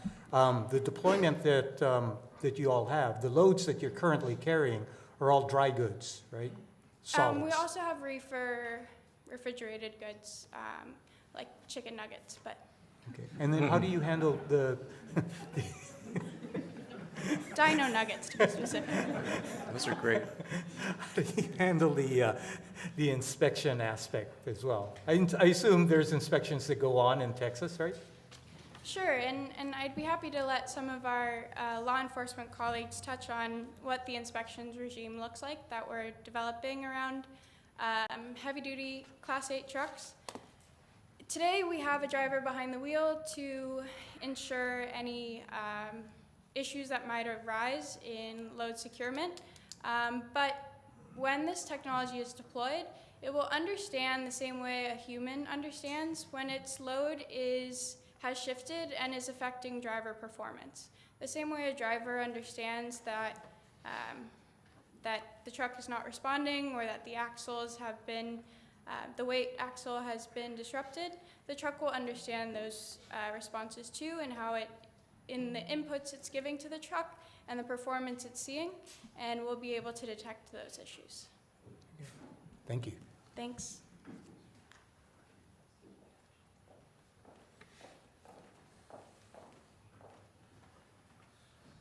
Thank you. My name is Mitch Steiger. I'm with the California Labor Federation, and we appreciate the opportunity to speak today. Regarding the question of load type, we think that connects with the issue of how law enforcement will interact with this technology, and also all really connect with one of the most serious concerns that remain with this technology, which is the security vulnerabilities. You don't have to look very far online to find a lot of very concerning reports about the ease with which hackers can get into these systems and essentially control this technology, and maybe even take control of an entire fleet. Start it, stop it, drive it off a cliff, whatever they want to do. A savvy hacker can figure out how to do all of those things, and the industry doesn't yet seem to have a very satisfying response to that. And so as far as load type, it's not that hard to imagine a lot of different groups with the capability of doing that kind of hacking, targeting some of the most vulnerable cargo, some of the most dangerous cargo, explosive cargo, cargo that involves toxic chemicals, fuel, and whether it's used for some sort of a ransom attack or just some sort of a terrorist attack, these are very serious concerns that we haven't really even begun to address. And while we are, at this point, really talking about testing, the technology is very connected, and the ability for all of it to be essentially hijacked and used for all sorts of pretty terrifying purposes is very much there, and very real, and something that needs to be considered. And it also connects with how will law enforcement interact with that. If CHP were to get a report that an entire fleet with dangerous cargo has been hijacked, can these be pulled over? Will CHP have the ability to stop them? Right now, it's not that big of a problem because the trucks are controlled by individual drivers. If CHP or some other law enforcement officer needs to pull over a truck for any reason, it's pretty straightforward. They've got a way to do that. If they're controlled by some sort of autonomous technology, who knows? There are still a lot of questions around that. So we think it's just yet one more issue that points toward the conclusion of we are moving too fast. We're moving too fast. We should slow down this regulatory process. We shouldn't be testing this technology on roads. Thank you.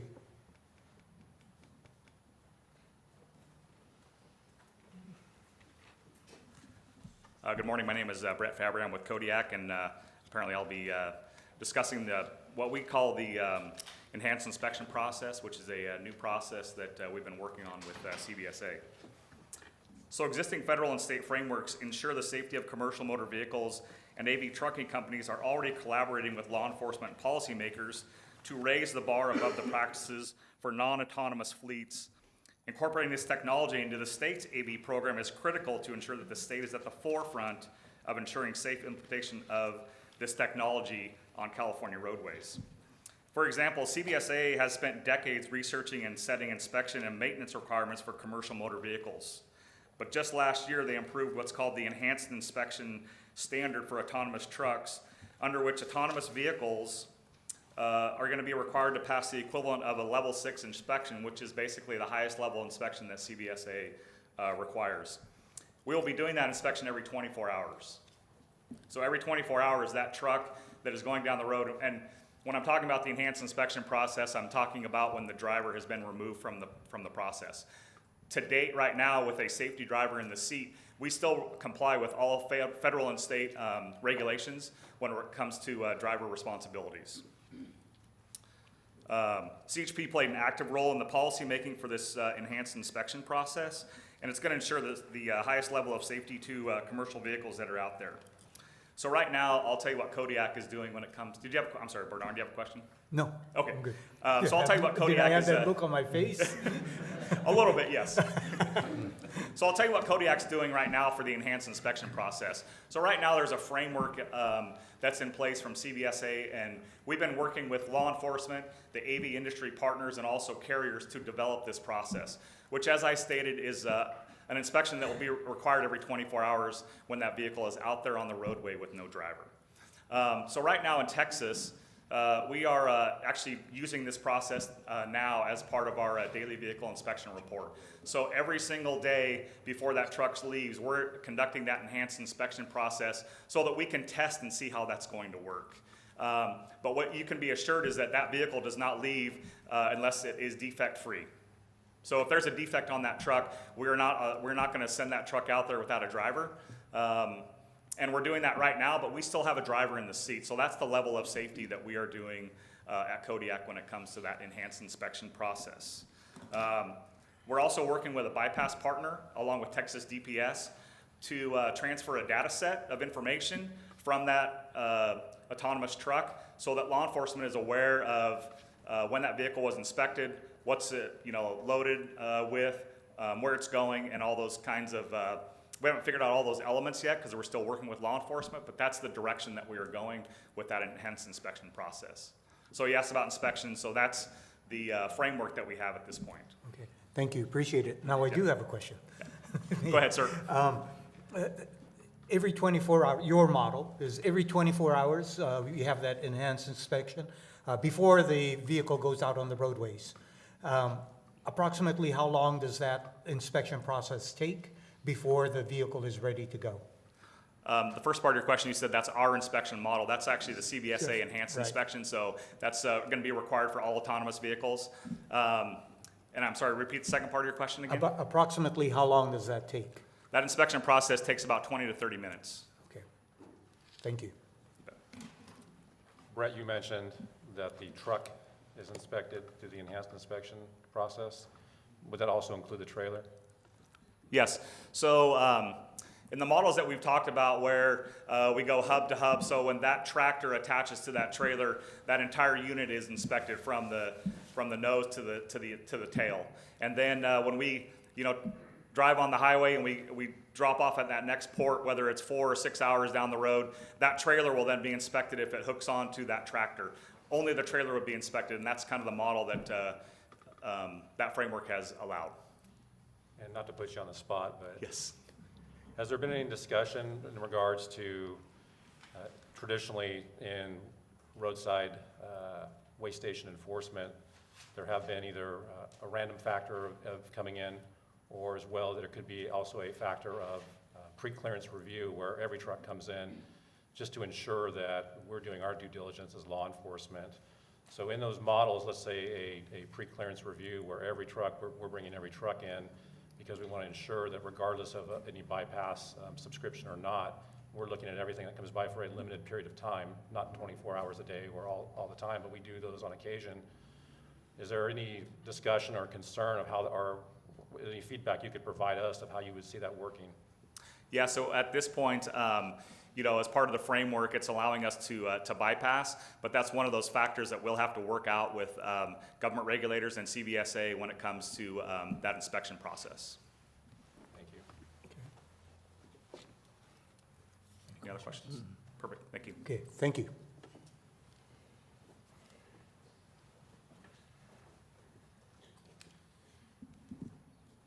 Hi. Just a couple of quick points here on this topic. On the the question of potential considerations or restrictions on public road operation. I'll speak to this and then the other subpoints here. It's important to remember that heavy-duty autonomous vehicles, they don't warrant additional restrictions on public road operation because AV trucks are already subject to multiple legal regimes at the state and federal levels. In particular, FMCSA imposes detailed requirements regarding the operation of CMVs, a framework for which there is no parallel for passenger vehicles. Now, in turn, these light-duty regulations provide appropriate guardrails that are sufficient for heavy-duty AV operation as well. So there's both of those in place. We just want to make that point and remind everyone about that. Also note that our members, as Brett talked about, are working closely with CVSA and law enforcement at the federal level to develop the enhanced pre-trip inspection process that he discussed, and that AV trucks will be inspected before every trip and every 24 hours once the trip begins. And that creates a more robust inspection process than currently exists. So just a point on that of emphasis. Another note is that autonomous CMVs are already subject to multiple legal regimes, as I noted. At the federal level, the FMCSRs address requirements related to safety, inspections, hazardous materials, drivers, and enforcement. And states, including California, have also established legal frameworks for the operation of commercial motor vehicles. So heavy-duty autonomous vehicles must continue to comply with all applicable rules under these frameworks. So again, this is not a blank sheet of paper. There's a lot in place here. All of that stays in place and has to be complied with. And as Brett noted and others, continue to work with all the regulators and policymakers to address how this works, and there's been a lot of progress on that front to date. Thanks. Thank you. Okay, anybody got any other comments on this general agenda item?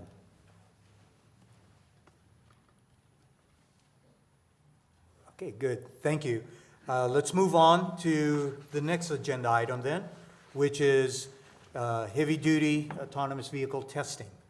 So what requirements or data certifications should be required for heavy-duty AVs with a driver?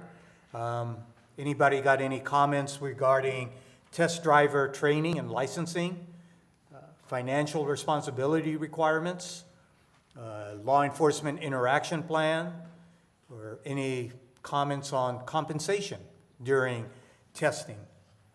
What are the metrics, the requirements, the certifications that need to be met before testing without a safety driver? What are the requirements that should be in place when testing without a safety driver? So again, we want to separate testing versus deployment. And if anybody has any comments about what testing means versus deployment, or what deployment means versus testing, we would appreciate that. As you know, our current regulations makes a distinction between testing and deployment relative to compensation. Are there other models we need to look at? And then also, should we look at, a lot of you talked about the classification of the vehicles being Class 8 vehicles. Should there be a consideration for other classifications, such as with federal highways? They classify it, versus by weight. So that's the Class 8. Should we also look at the classification per axle? Federal highways has that classification as well. Should that classification be considered in our regulations?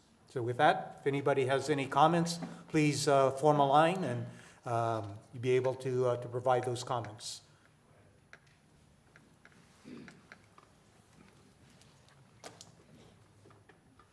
Hi, my name is Caton. I'm an engineer at Applied Intuition, focused on the verification and validation of autonomous vehicles. I'm here to speak on behalf of our company.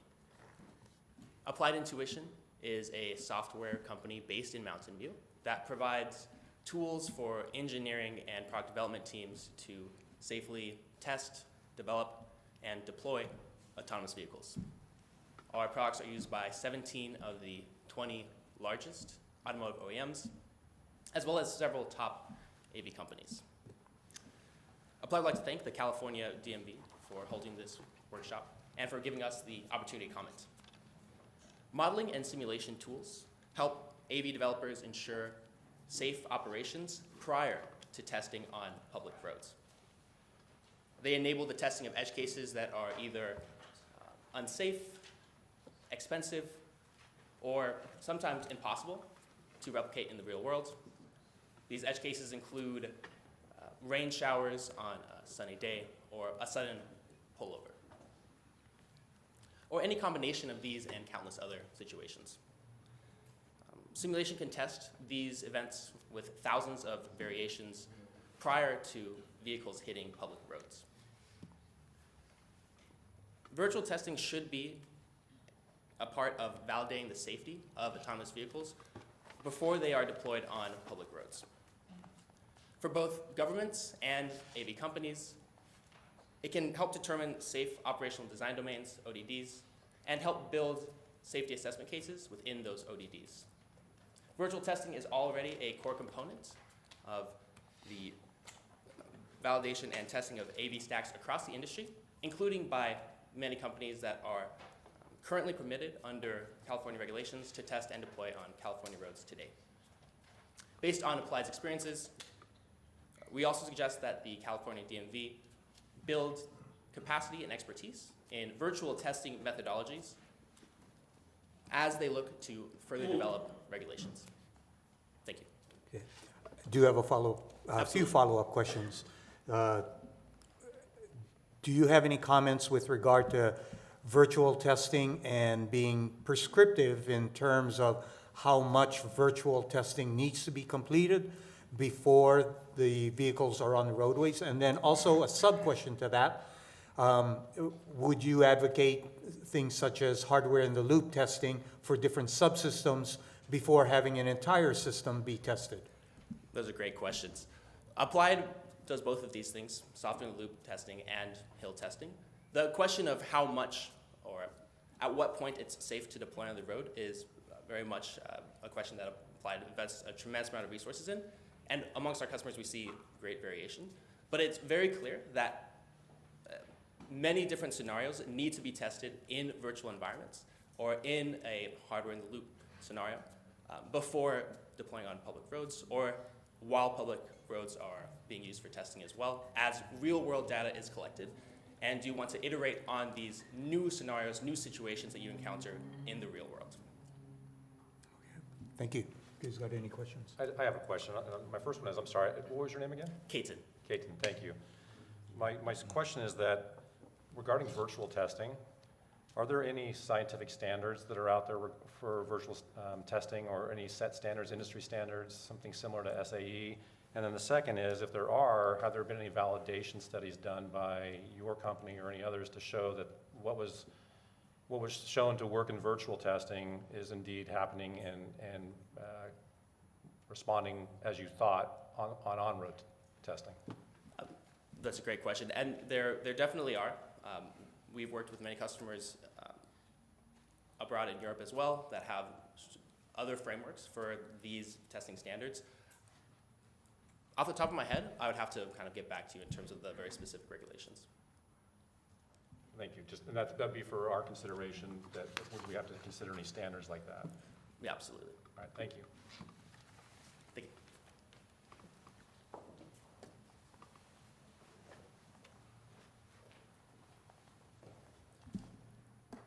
Could I just ask a question at the outset, Bernard? Would you mind providing clarity on where we are in terms of the questions? I know we're up to, I think, Section 3 AV testing, but there was also some deployment Right. in there too. Broadly speaking, we Yeah. are on agenda item 3, Okay.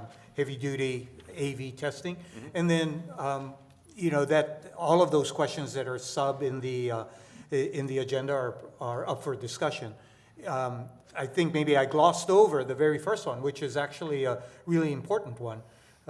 What type of data, what type of requirements or certifications, and also notifications should be considered as part of a rulemaking. And so specifically, should crash reports be provided to the California DMV or the CHP? Or is it sufficient to utilize the reports that are required to be submitted to NHTSA as part of the standing general order? Or other type of reporting requirements. I'll bring up the annual disengagement report that everybody loves. And you're supposed to laugh at that. But, you know, is that something that we should carry forward or revisit? So that's all we want to hear from you about your thoughts on that. Great. Well, that's very helpful. Thank you for that. And I'll make some general remarks. I know there are some folks who want to speak to some of the specifics. So on that, I'll just say in general, the industry believes that the current light-duty regulatory framework for AV testing can be applied to the testing of heavy-duty autonomous vehicles. So first, the light-duty regulations already prescribe detailed requirements for AV testing and test drivers, requirements which are already more onerous compared to other states' approaches. Second, as I mentioned before, commercial motor vehicles already are subject to regulations imposed by the federal government, and commercial drivers are subject to these federal requirements as well, CDL license requirements, hours of service, et cetera. Given these existing structures in place that regulate CMVs and CMV drivers, we don't see any reason to impose new testing requirements on AV trucks beyond what is required of light-duty AVs. And there may be something just a little more specific, Bernard, to what you mentioned, in looking at data issues and data imposing those kinds of requirements. I think one good principle to think about is not to duplicate or add to those kinds of things that are already available. So mentioning the SGO, that data is available to all states. It's public. It's a public data set, and anything that can be leveraged with respect to existing data reporting structures certainly would be welcome. Not just in a way it reduces the burdens, and I think it's just efficient for both policymakers, government, and the industry. And it doesn't detract from the very important safety goals. Okay. Thank you, Ariel. Yeah. I also want to put out another topic that you could also comment on, if you choose to do so, would be within the testing environment. Many of you utilized remote operation. And so if you have any thoughts with regard to how remote operation should be handled, with regard to licensing, location of the remote operator, capability of the remote operator, things of that nature. Welcome any comments on that.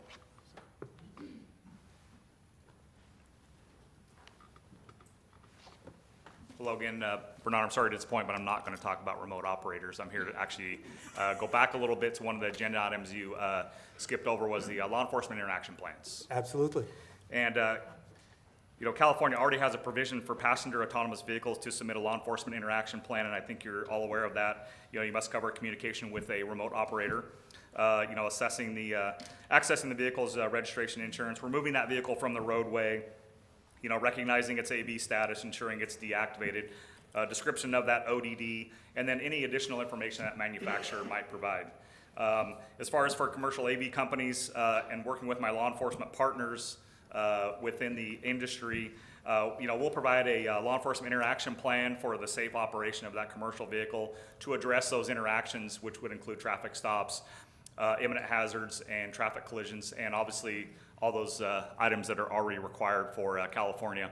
One thing we've done beyond that in other states is actually have reached out to law enforcement, met with them, and asked them, what would you like to see in a law enforcement interaction plan? What are your concerns that we can put into that plan, and how would you like to see that traffic stop be when there's no driver in the vehicle? How would you like that, how would you like us to deal with that vehicle that's stuck in the roadway for some unknown reason because it didn't make it to the shoulder? So those are some of the questions that we ask law enforcement. So that's part of developing that law enforcement interaction plan for commercial heavy-duty vehicles. Okay. Thank you, Brett. Now, I know that LEIP is being used by other jurisdictions as well, that they consider having companies that want to test or deploy in their jurisdictions to develop a LEIP. Do you see the LEIP as it stands now to be sufficient, or are there any items in there that you feel should be added or removed even? You could remove the disengagement part.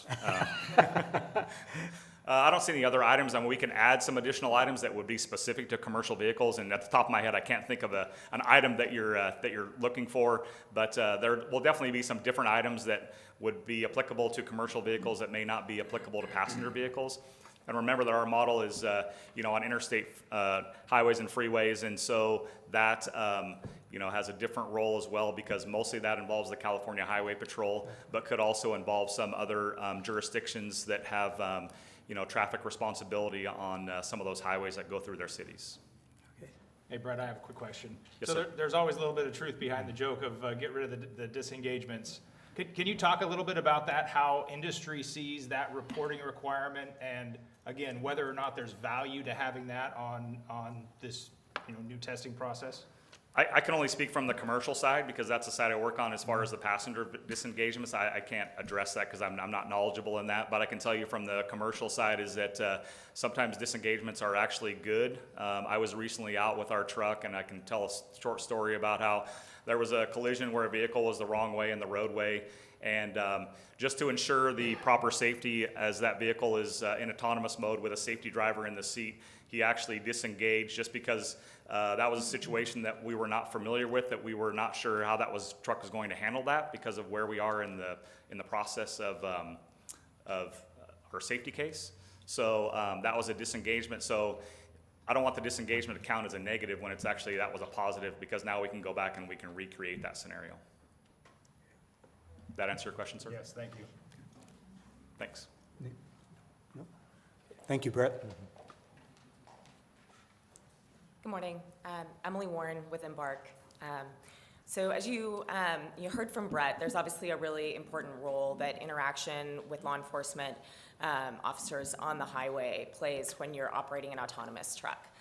So Embark has done a lot of work with law enforcement agencies to collaboratively develop an understanding of how we should develop our trucks to engage in those moments. First of all, it was important for us to develop the technical capability for our vehicle to be able to detect a law enforcement officer trying to, for example, conduct a traffic stop, which is a common maneuver, of course, on the highway. If, for example, a commercial vehicle enforcement officer or an officer who had any other kind of concern related to the operation of the truck that they observed on the road wanted to pull that vehicle over to the side of the highway, we wanted to make sure that our truck would be able to appropriately detect and respond in that situation.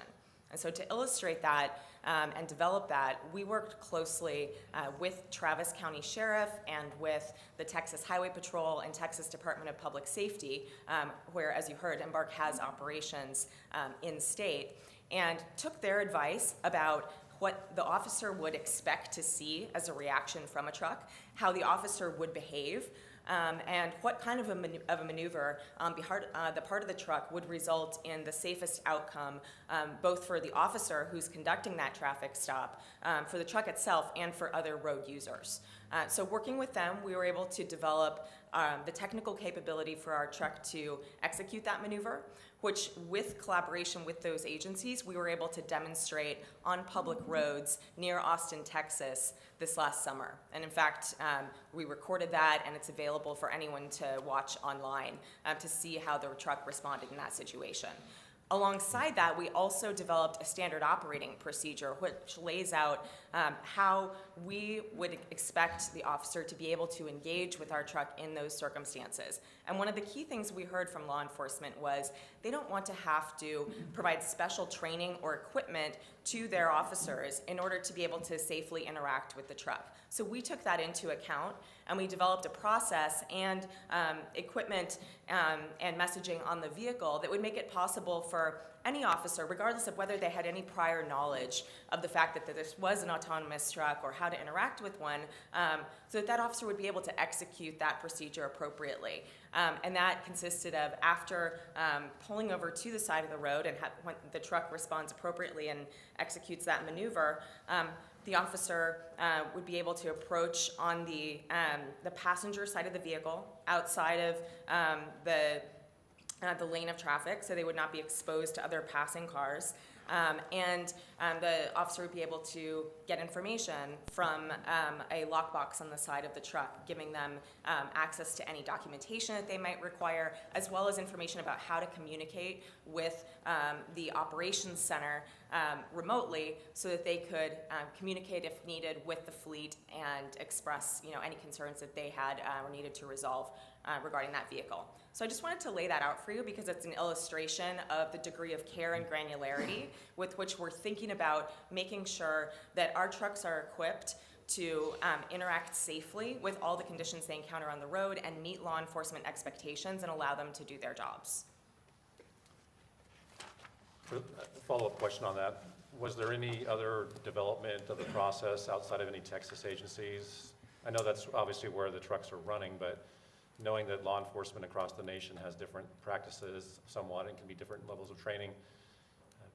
It's a really great point. We actually had some early conversations with some of your colleagues at CHP and would have loved to conduct this demonstration in California, but of course, current constraints don't allow that. But we did actually still incorporate those learnings, the insights that we got through those conversations, as well as the many, many conversations that myself and Johnny and other colleagues on our team and our technical and operations teams have had over the years with state highway patrol agencies that are represented through CVSA and other states in which we've had conversations. So I think there's a broad representation of viewpoints, but I don't see it as a finished product. I think there are still many other potential use cases for law enforcement and emergency vehicle interaction of other kinds that will allow us to broaden that procedure, as well as the technical capabilities of our vehicle to detect all different types of first responder situations or emergency vehicle situations and make the system as robust as possible. And we look forward to that continued development.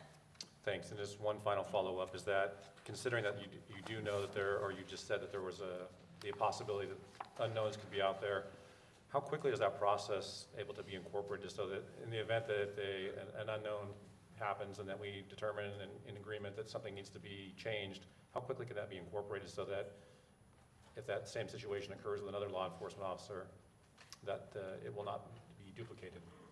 So when you refer to an unknown, you mean if there was, for example, something that the vehicle wasn't prepared to detect and an officer became aware of that and wanted to inform us so that we could incorporate that new capability into the technology? Is that what you mean? Not so much that, but in the instance where a law enforcement officer is interacting with the vehicle and for whatever the situation might be, something wasn't thought of, a different department, whatever it might need, how quickly, once we determine that needs to be incorporated, how quickly can those changes or those updates be incorporated so that the next interaction, that would not be the issue?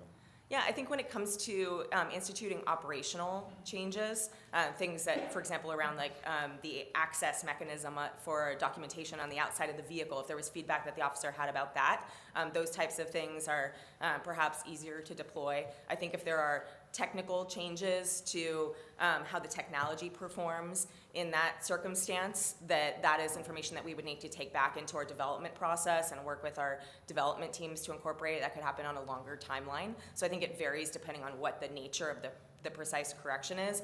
But what I would say is that line of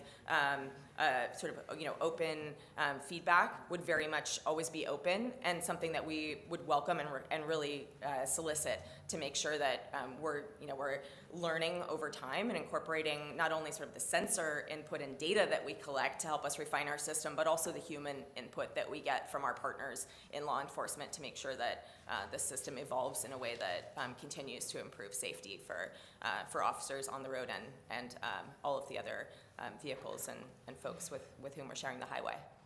Thank you. Yeah.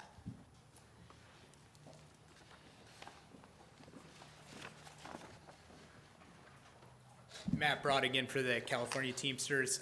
It seems pretty clear to me that you guys are looking for answers and not questions, but I think there are a number of questions that need to be raised in light of what we've just heard. For example, it seems insane to me that we're joking around about getting rid of disengagement reports. I think if anything, the DMV needs to be looking at a lot more stringent enforcement. I don't know the answer. Has a single permit been pulled by one of the deployed companies for any disengagements, for crashes, anything? Has that happened yet? Matt, we have suspended some companies for different reasons. But to directly answer your question, with regard to any disengagement report or crash report, disengagement reports, no. Crash reports, yes. Okay. And then on top of that, I think it's worth considering for the law enforcement angle and the law enforcement interaction is that we're hearing from the companies about how they plan to interact directly with law enforcement, but presumably this technology will be used by end users at some point, people like our employers. What's the plan to communicate with them? I talked to a member who just said that he does an inspection every 12 hours. So it looks to me with the 24-hour, we're going backwards in that regard. Additionally, I would just be concerned that, the technology is not being maintained appropriately at the end user level, whether it's the LiDAR, whether it's the cameras, the sensors, whatever it is. What's the plan to ensure that these are working accurately? Because what it sounds like to me is that we're getting ready to create lab-like conditions on public roads, and I'm not sure that's possible given what we know about the trucking industry. So these are all questions that need to be fleshed out. For these reasons, I think that it's pretty clear we need a human safety operator on board vehicles over 10,000 pounds for not just the foreseeable future, arguably for forever. I know earlier we had safety concerns raised about using human operators versus non-human operators and how human operators are fundamentally unsafe. I think our contention would be, why not use both? If this technology can be used to make driving safer, that's something we would absolutely support and would love to partner with these companies on. I don't know if these companies are working on that technology, but these are more questions that we really need to consider thoroughly before we move forward. Thank you. Thank you. Questions?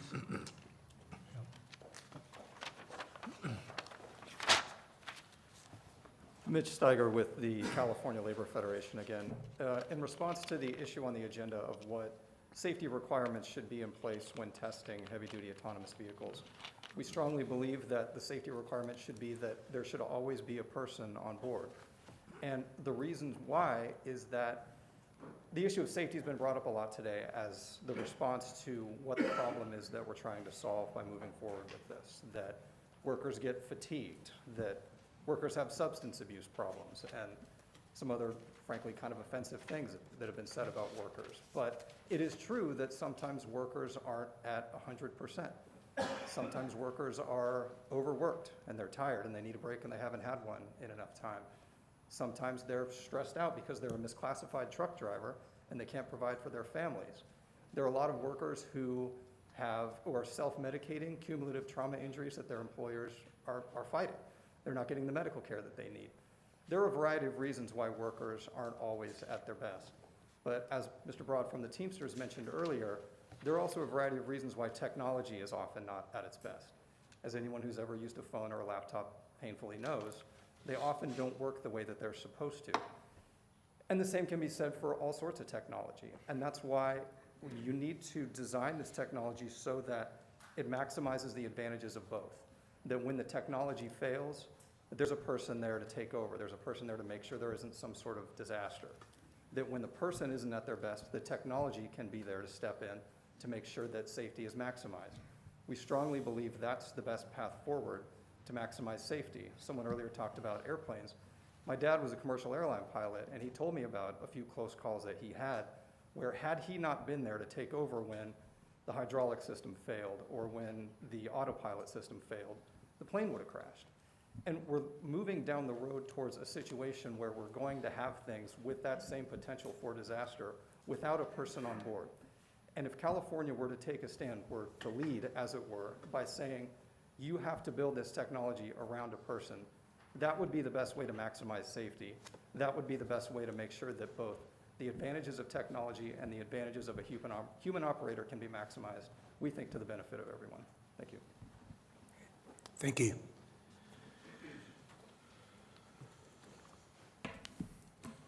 Let me just begin by saying I appreciate the previous two speakers and their questions. I think these are very important questions, and they need to be asked, and they need to be discussed in this workshop and subsequent work that we're doing. So I appreciate that. In that regard, I think it's important on this question of testing and in light of the questions that were just asked, to just do a quick level set on the state of play with respect to regulatory oversight of autonomous vehicle testing that's taking place. Because this workshop doesn't exist in a vacuum. This workshop and California's work exists alongside and in the context of the oversight and regulatory enforcement of US DOT and the National Highway Traffic Safety Administration. So there's a lot of focus on new regulations and federal motor vehicle safety standards that are underway, but the reality is that NHTSA has existing oversight and under the Vehicle Safety Act to enforce against any technology, any vehicles that present an unreasonable risk to safety. And in fact, that's not just in the abstract. It's something that's worked on day in, day out by the good people at NHTSA, but they have enforced on this. There have been proceedings that have been undertaken in this context, in the autonomous vehicle context. So as NHTSA does have oversight over the design, construction, and performance of motor vehicles in this country, so that we have a national framework in place that allows for the kind of industry that we see, they have enforced on this. On top of that, NHTSA has issued the Standing General Order, it's been mentioned a few times today, that requires, I think it's up to 115 developers, captures, as best I can tell, every single autonomous vehicle company in existence in the United States, to submit on a monthly basis information, data, and crash reporting. I just note there, just one additional point, with respect to autonomous vehicle technology, unlike driver assistance technology, for AV technology and AV companies, the requirement is for any incident, essentially. It's not limited to severe crashes. It's for any possible incident.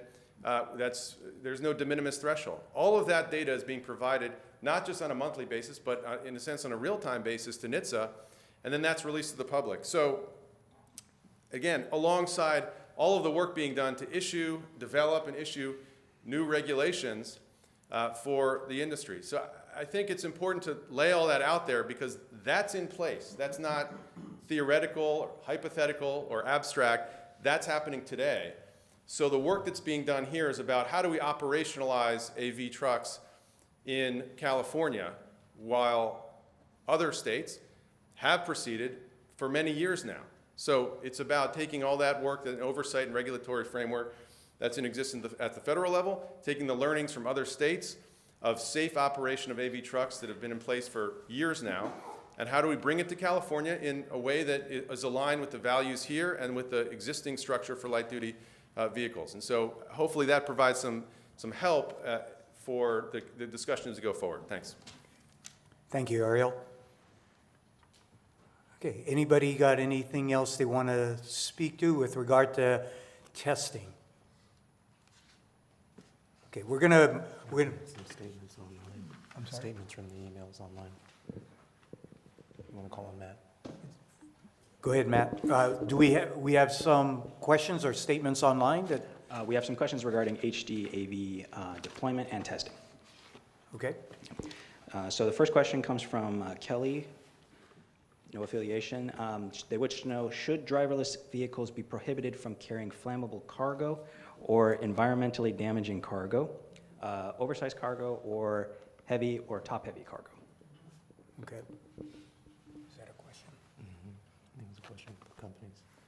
Okay. All right, so that's a question that we would have to consider then as part of the comments. And so if you wouldn't mind, thanking them for submitting that comment. We're going to move on to the next agenda item, which is the deployment now. So before we do that, just to summarize what we've heard the comments about the need to have a human safety operator during testing, comments about the ensuring the reliability of the technology in testing, always having a person on board with regard to reports, potentially leveraging the crash reports that need to occur now with NHTSA as opposed to having a separate crash report to the DMV. And then also relooking at the disengagement reports that we require on whether or not disengagements are good or bad, looking at it from the context of what is a disengagement. So I want to thank you all for providing those comments. We're going to move now to comments regarding deployment. So this is post-testing and moving from testing your technology, testing your vehicles, testing it on our public roadways, to now deploying it. The first part of that is, what is the distinction between testing and deployment? What is the distinction between testing your vehicles versus deploying your vehicles? What is that threshold? How do you define deployment? And then during deployment, what is the anticipated plan or the role of any human in that scenario? Should humans be part of the deployment? And if so, what is their role? Is their role remote operation? Is their role remote monitoring? Is their role on site, on the vehicle? What are their responsibilities in all of those scenarios? And again, what are the data requirements, data reporting, crash reporting that we all just talked about in testing? And then also financial requirements. And then broadly, anything that we need to consider as part of deployment. What should we consider in putting into our regulations rules around the deployment of this technology? So with that, if anybody has any comments, please feel free to line up and provide them.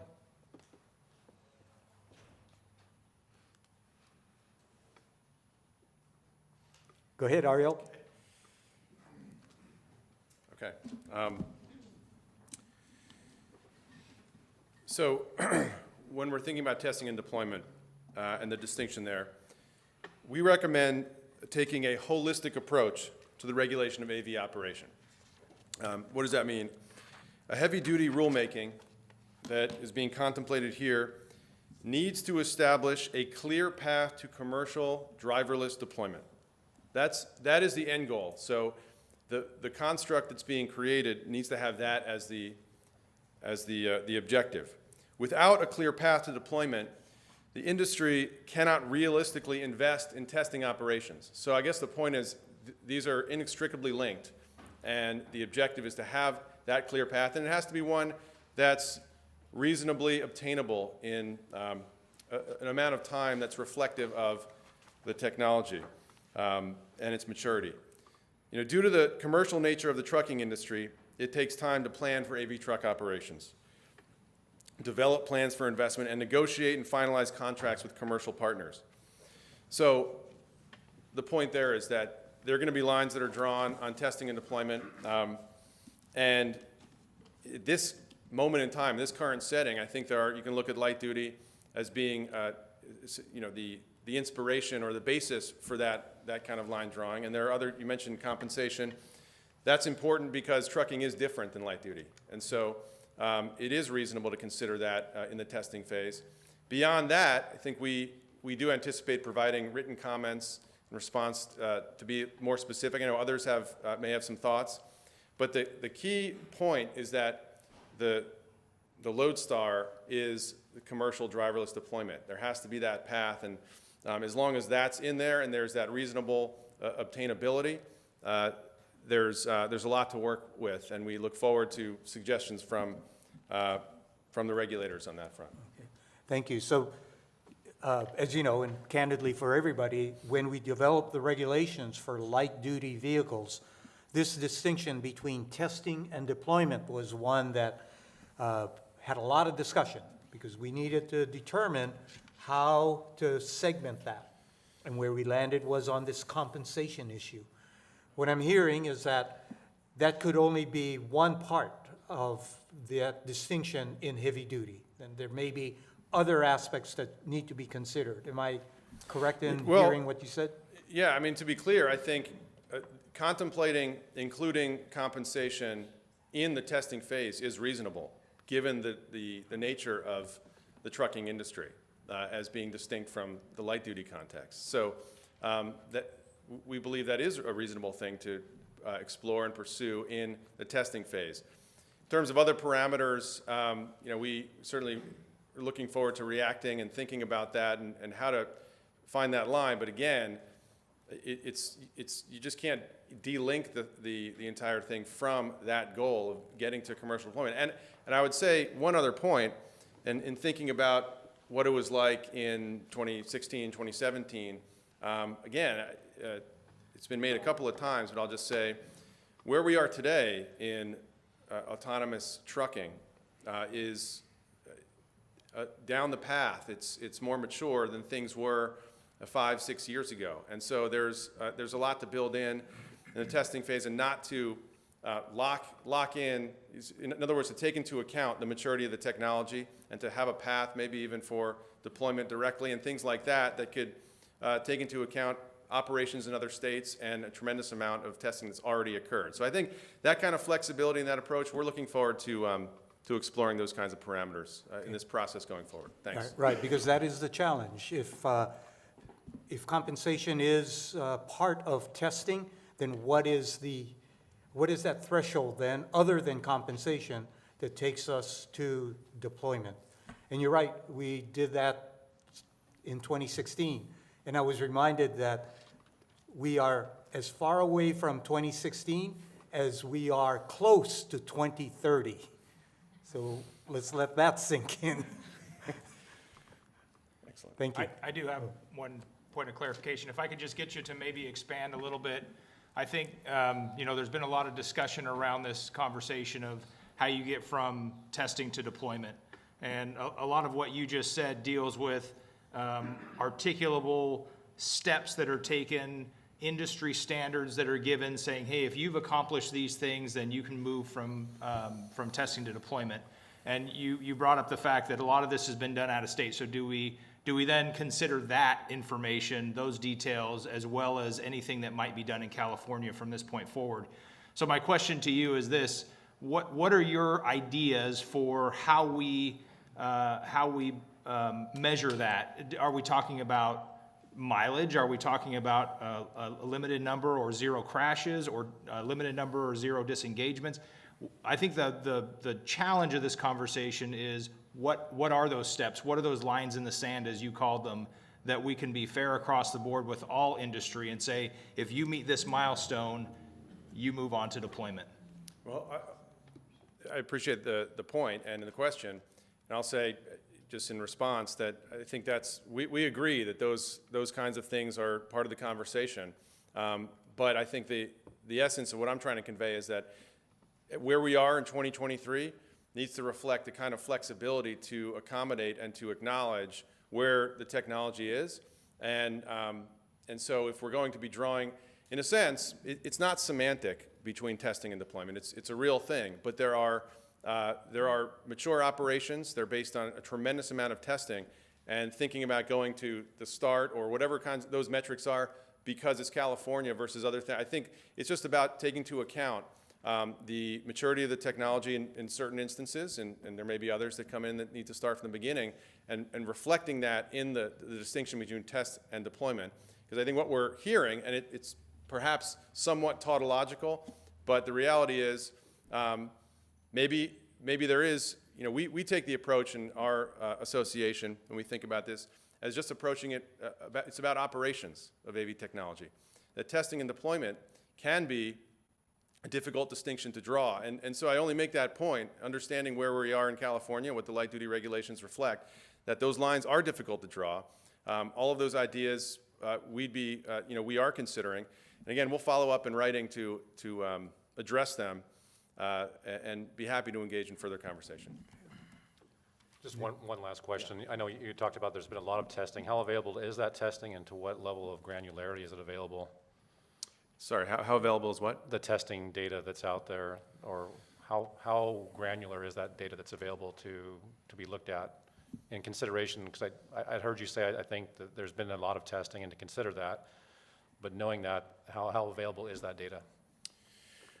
Well, I think this is where we could go back to looking at the NHTSA initiatives, because it's not just the SGO data, which does provide information about the incidents that have occurred with the technology in other, I guess nationally, but also there's the AV test initiative, which is, that data is available publicly. It provides information about where and how AV technology is being tested around the country. And I think, as I understand it, there's an initiative to sort of re-energize that initiative at NHTSA to make sure there's continuing partnership with states and local governments. So there's that information about the testing itself. There's the crash data through the SGO. All of this is public, and I think, again, not speaking for NHTSA, certainly there's a dialogue with state governments about that data. So I think there is a lot of information there that could be leveraged for this purpose.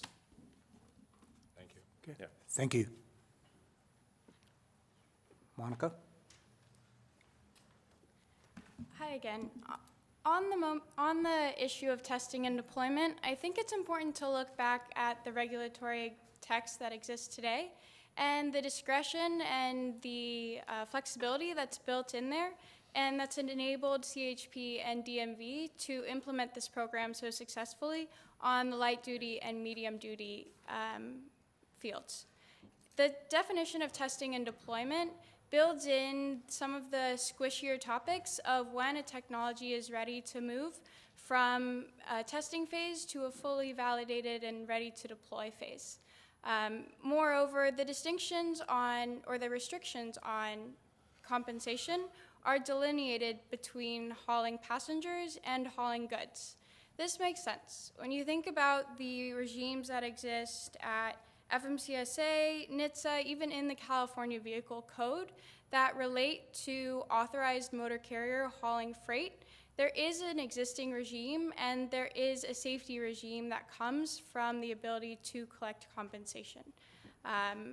Hauling passengers in San Francisco is different than hauling freight in interstate commerce, and those rules exist today and apply to the distinctions between passenger and commercial carriers. As DMV and CHP consider whether they need to redraw the lines between testing and deployment and whether they need to address the ability to collect compensation, they should continue to look to the flexibility and the framework that they already have and preserve that flexibility to assess vehicle safety on a company-by-company basis, and also reconcile the existing regulations with frameworks that already exist and pertain to commercial vehicle rates and hauling goods. Thanks. Questions? Thank you. Okay. Anybody else on operations? Okay, so what we heard was we need a clear path to driverless deployment. That is the goal, is what we heard. Also, compensation should be allowed during testing. And then the delineation between the steps needed to move from testing to deployment need to be clearly mapped out.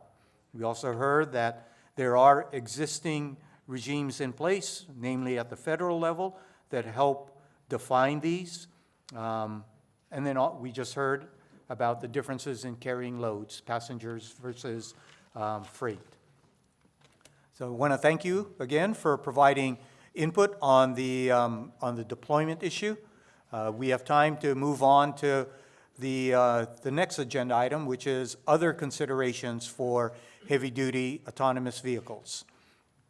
Anticipated economic impact, workforce impact, local impacts, infrastructure impacts, and then also safety impacts and interaction with other road users. Are there any of these items, if you all have comments on it, please feel free to line up at the podium and provide your comments. And when you do, please state your name and your affiliation. Thank you.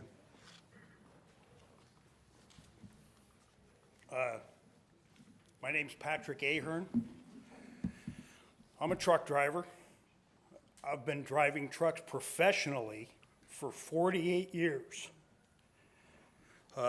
Last 2.5 decades of that time have been spent in oversized vehicles, permit loads, 9 axles, 13 axles, dual lane loads in excess of 300 tons. So I have some experience in this. We're in the other part of this. My interest in providing input into this forum is based upon safety, responsibility, and accountability. Nothing is more important than safety on our streets and highways. It concerns all people, whether they drive or not. Our families and friends are most certainly affected by safe, responsible operation of vehicles that are autonomous. There's this big rush to embrace the new shiny toy in the interest of market share and profits by developers of the technology, large shippers, and fleet operators, and it seriously conflicts with the regard for human cost in lives, injuries, and the loss of income and jobs to people in the transportation industry. Because of my longevity in this industry, I've been able to drive some of the new over-the-road vehicles that have incorporated some of this technology, the warning lights, the vibration devices, so that when you're coming close to a lane change or you're veering over towards the fog line, you get those warnings. Speed inhibitors when you're approaching vehicles and overtaking them. All good things to be incorporated into existing technology. The one that gives me concern is the instant shutdown. You're driving along, something tells that vehicle that's this new technology, hey, there's something wrong. We have no control over that vehicle when all it does is immediately brake, and brake hard. That is coupled with that feature coupled with artificial intelligence make the autonomous vehicle a major concern. The urgency to introduce the testing and implementing of autonomous vehicles directly conflicts with the spoken interest of safety. We can't let human life become the collateral damage on our highways, just in the interest of introducing this technology. The public can't be the test rats. It's important for the Highway Patrol to be here because in this forum, it is in their realm of responsibility to oversee highway safety, law enforcement, and commercial vehicle compliance for safety. I appreciate you. DMV, as the agency in charge of vehicle registration, driver licensing, and through the new Motor Vehicle Board, has a vested interest in commercial cargo carriers. A change of this magnitude upon all the citizens of this state should be placed before our legislative body and the voters of this state. This is about safety and responsibility for the inevitable accidents caused by autonomous trucks and buses operating unimpeded on our roads and highways. Thank you. Thank you for your comments.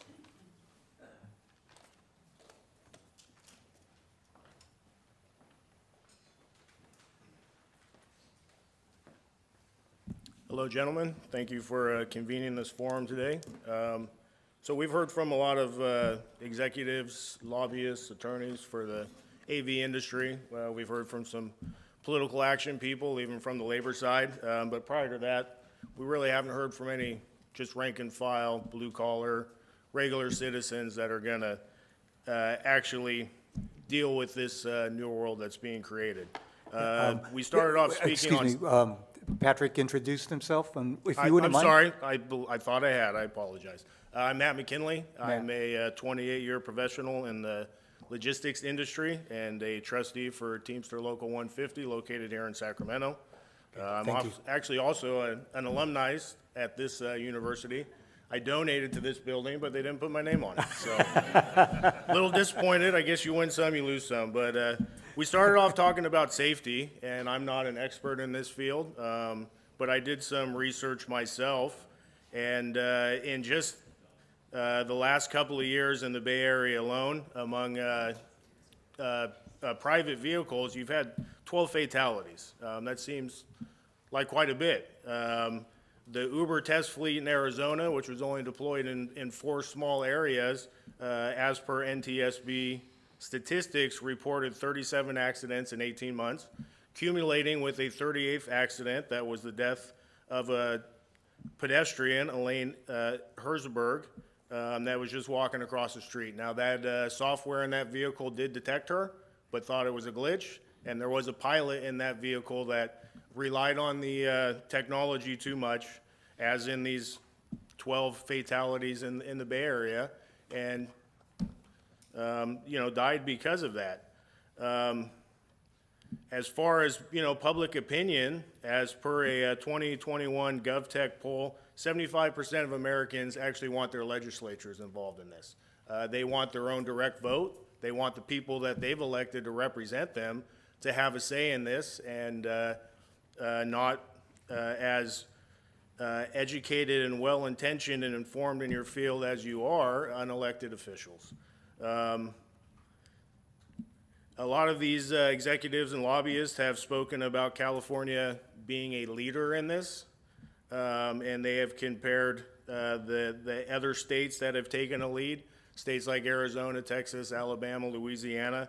Well, I think the voters in California have shown again and again, by the laws we've enacted and the people we've elected, that we don't want to be like Arizona, Texas, Louisiana, and Alabama. And sometimes to be a leader is not to be the cavalier, is to not charge forward, but is to show the discretion and wisdom, sometimes to take back and take a step back and let things play out. We've asked for data, or you've asked for data specifically, was the last module, and from what I heard, it was very light on specifics. Now, maybe there are resources online that I could go research that more, but you're talking about a multi-phasic impact that this is going to have on the residents of California. It's not just safety. There's potential issues with climate and pollution. Just because these are going to be so-called green vehicles, if that energy is not coming from renewable sources, then it's just another polluter in the industry. We've talked about potential impacts financially for access. Well, that's not necessary that that's going to create less inequity, but it could create even more inequity because of the cost that it would take to own a vehicle like this, or even to be able to use that service. As well as that, we've talked about specifically the lobbyists for labor about the economic impact that it could have on the many citizens of this state that it would disrupt from their gainful employment. So I think all those things need to be considered. I quite frankly don't think that this is something that should be decided by unelected officials, but it should be decided by the people of California and those that we have elected to serve us. Thank you. Thank you, Matt.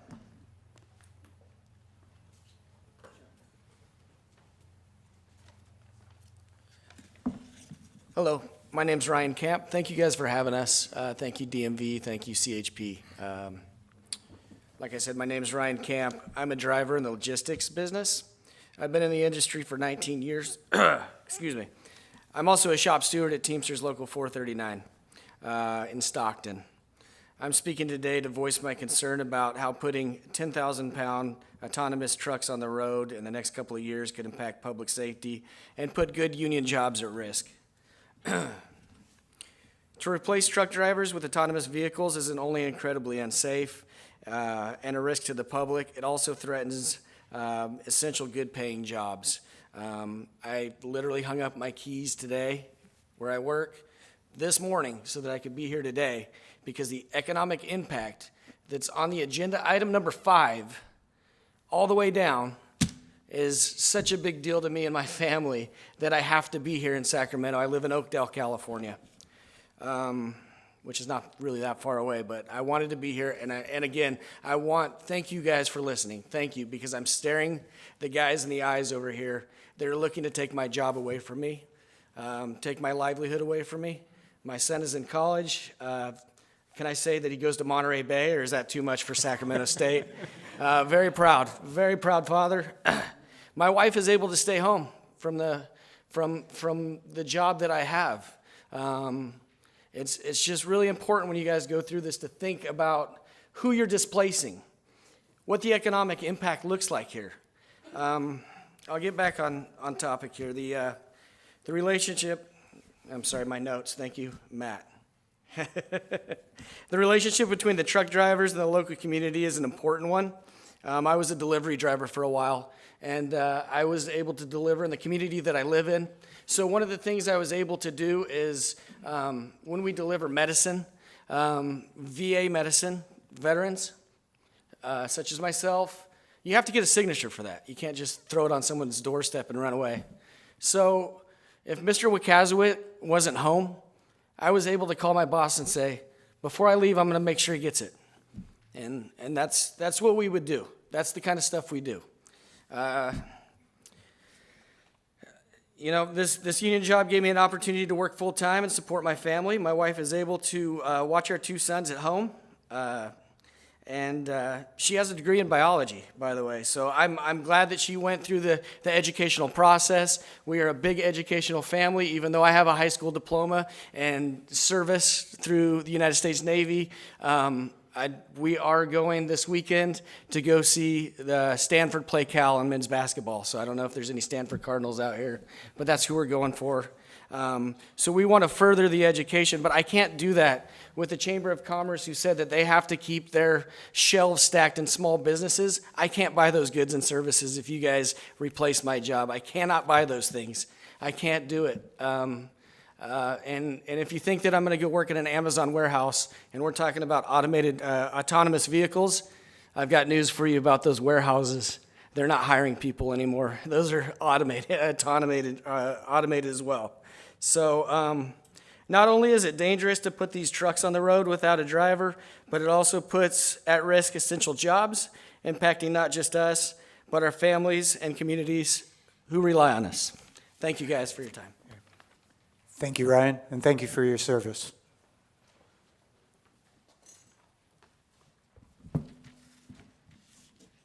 Good morning. My name is Peter Leroy Munoz. I'm with the Silicon Valley Leadership Group. We represent over 300 innovation economy member companies. Many of our members are working to bring autonomous vehicles to realization to achieve the promise of increased mobility, supply chain resilience, safer roads, and more efficient transportation. I'm very happy to hear that most of the comments here, the overwhelming majority, remain focused on the heavy-duty portion of rulemaking. Light-duty regs have kind of already gone through their own public process, so I'm glad to see that the focus has largely been on heavy-duty trucking.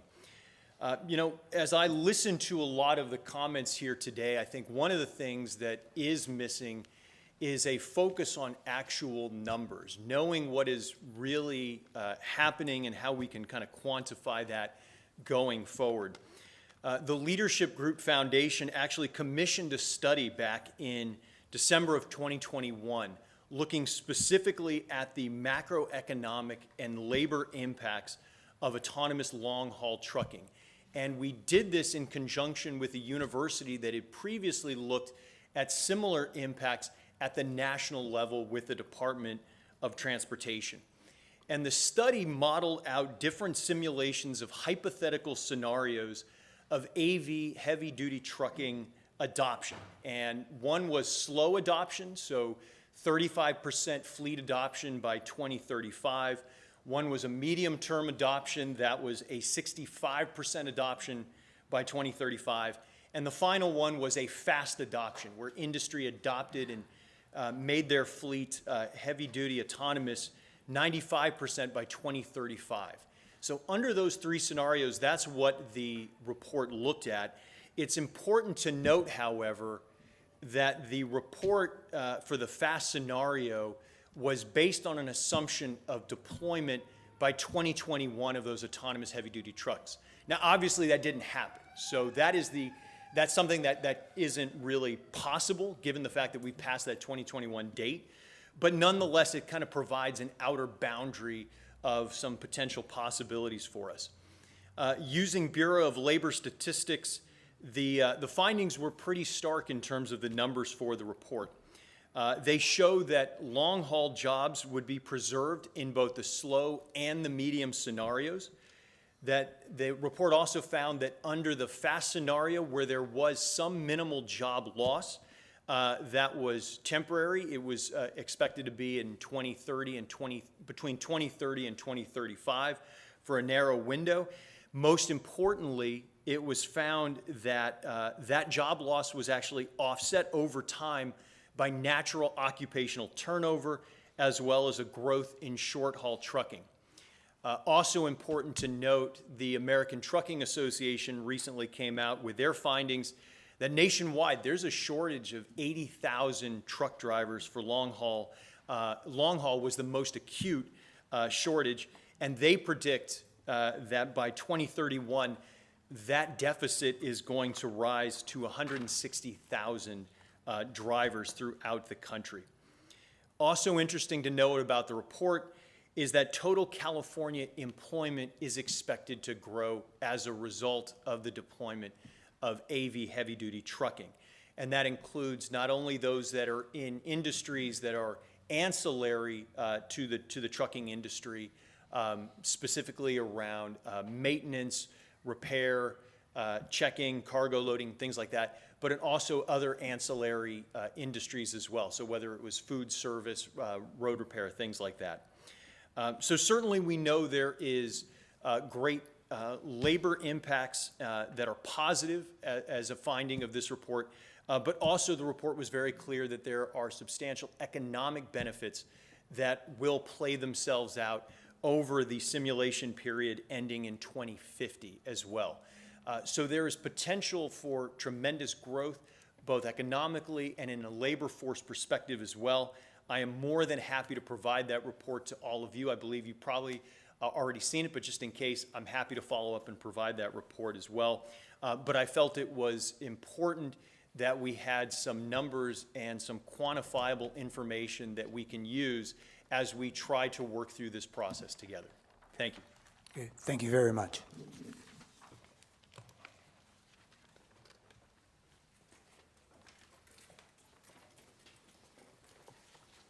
Good afternoon. Good afternoon. Thank you for this workshop. I appreciate this chance to speak. My name is Mike Fry. I'm a local 2785 Teamster from San Francisco. I've got 27 years in my local. I'm also a steward for all the casual drivers. For those of you who don't know, casual drivers are the guys that don't have seniority. Companies we work for lately lease vehicles, and those tractors that we drive are now partially automated. Pat touched on it earlier.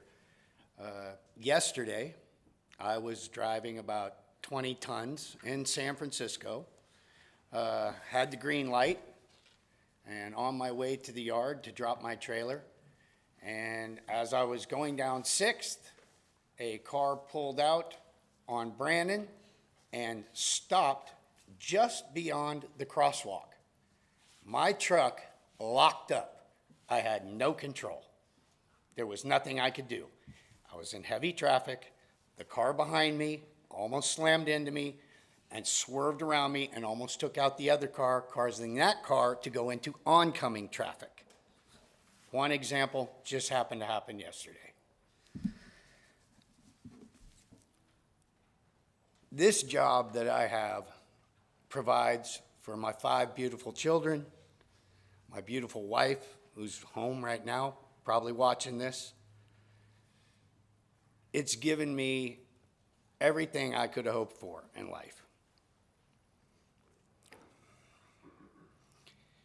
I'm 4th generation, and that means something to me too. I have children.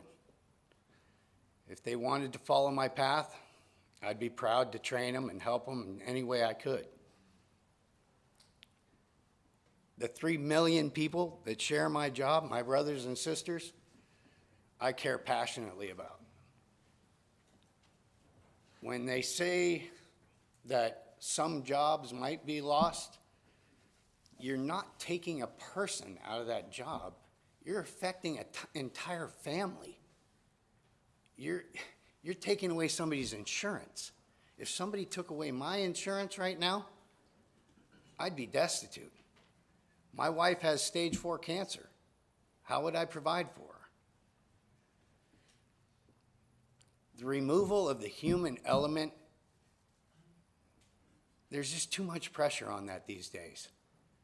We need to think about the human element. We need compassion. March 30th of last year, I was on Highway 101 traveling southbound. A young couple in a lane, 2 lanes over, was struck by a hit-and-run driver. They lost control, swung around my trailer, and stuffed under my trailer all the way up to the sunroof of their car. They were wedged right before my back wheels of my trailer. I had traffic all around me. I was able to navigate my truck to the side of the road, realizing that they were trapped under that trailer. And the only way I could think of to get them out from under there was to use the bushes on the side of the highway. So when I pulled into the side, the back of their car struck the bushes and pulled them out like a Pop-Tart. I was then able to form my truck around them and create a buffer zone from traffic. When the CHP got there, when the EMTs got there, when the fire department got there, the fire department was surprised at what I had done. The kids in the car swore I saved their lives. The fire department credited me for that. The CHP commended me for what I had done. I was the first one to call them as well. We're not just truck drivers. We're first responders. We see stuff on the highways all the time, and you fellas know it. You know we're in contact with you all the time. We're always calling you. We're brothers. We depend on each other. We see all these accidents on the road. I got 27 years. I couldn't even count how many times I've called CHP. I see accidents happen before they happen. You cannot teach these trucks instinct. How can you program something to assume what's about to happen and to prepare? They're only going to react to what happens, and who knows how they're going to react. One more incident. A few months ago, there's a gentleman in the middle of the street in San Francisco, out cold on fentanyl. At first, it looked like a pile of clothes. You couldn't even tell it was a human being. Everybody was driving around just missing it, like it was a pile of clothes. I realized it was a pile of clothes. I pulled my truck and blocked traffic, got out of my truck, and went over and coaxed one of the guys on the sidewalk to help me pick the gentleman up and put him on the sidewalk. Would an autonomous truck know that that was a human being? What are those trucks going to do when there's debris on the roadway? We make that decision. Is it okay to run it over? Do we clear the lane next to us and pull around it? Do we stop and block traffic to protect the other drivers? Those trucks aren't going to know to do that. I don't trust them to do it. I drive a motorcycle when I'm not in a truck, so I'm on opposite ends of the spectrum. When I'm not trying to kill somebody, I'm trying not to get killed. I don't want to be on the roadway with something that is not human. I don't trust it. My friends don't trust it. I haven't found anybody I know personally that trusts it. I need you guys to seriously consider that element. One person taken out of a truck is not one person. It's a family that loses an income. That needs to be considered. I appreciate your time. Thank you very much. Thank you.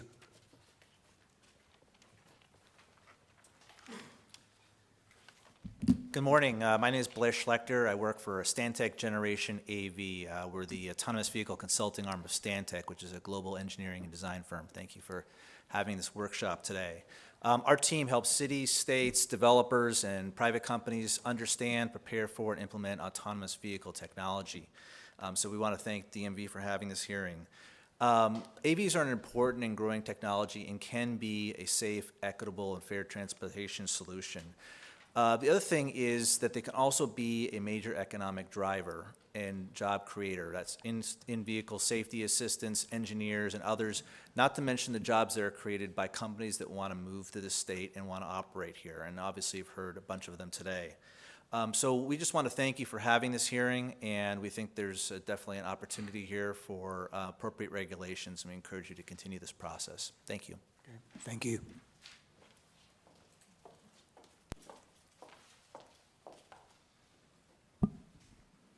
Good afternoon. Good afternoon. My name is Leah Nitake, and I'm here on behalf of TechNet. I'd first like to thank you for convening today's hearing and for the opportunity for me to provide my comments. TechNet is a national technology trade association. We represent over 100 innovative technology companies, and that includes companies in the autonomous vehicle space. Autonomous trucking offers the potential to bring tremendous benefits to our state, many of which were already mentioned today, including greater safety on our roads and highways, greater efficiency in moving essential goods and materials, and more resilient supply chains. And these are to the benefit of businesses and consumers alike. The economic potential of autonomous trucking is significant. A previous speaker mentioned the recent study by the Silicon Valley Leadership Group, which I will also note here, estimated that would increase the state's economy by approximately $6.5 billion, while increasing total employment in the state by about 2,400 jobs. And that's as we're looking at a shortage of truck drivers estimated to be at about 50,000 nationally. At the same time, we expect the growth of the autonomous trucking industry to be incremental, with economic benefits scaling up gradually. And so we don't anticipate the impact to exceed 50 million within the first year. And this really underscores the importance of having a clear pathway forward to fully driverless deployment here in California. Earlier today, we heard about the way that some companies have been successfully doing autonomous vehicle operations in other states, leading with rigorous safety standards and really harnessing the innovation to the benefit of the state's economy.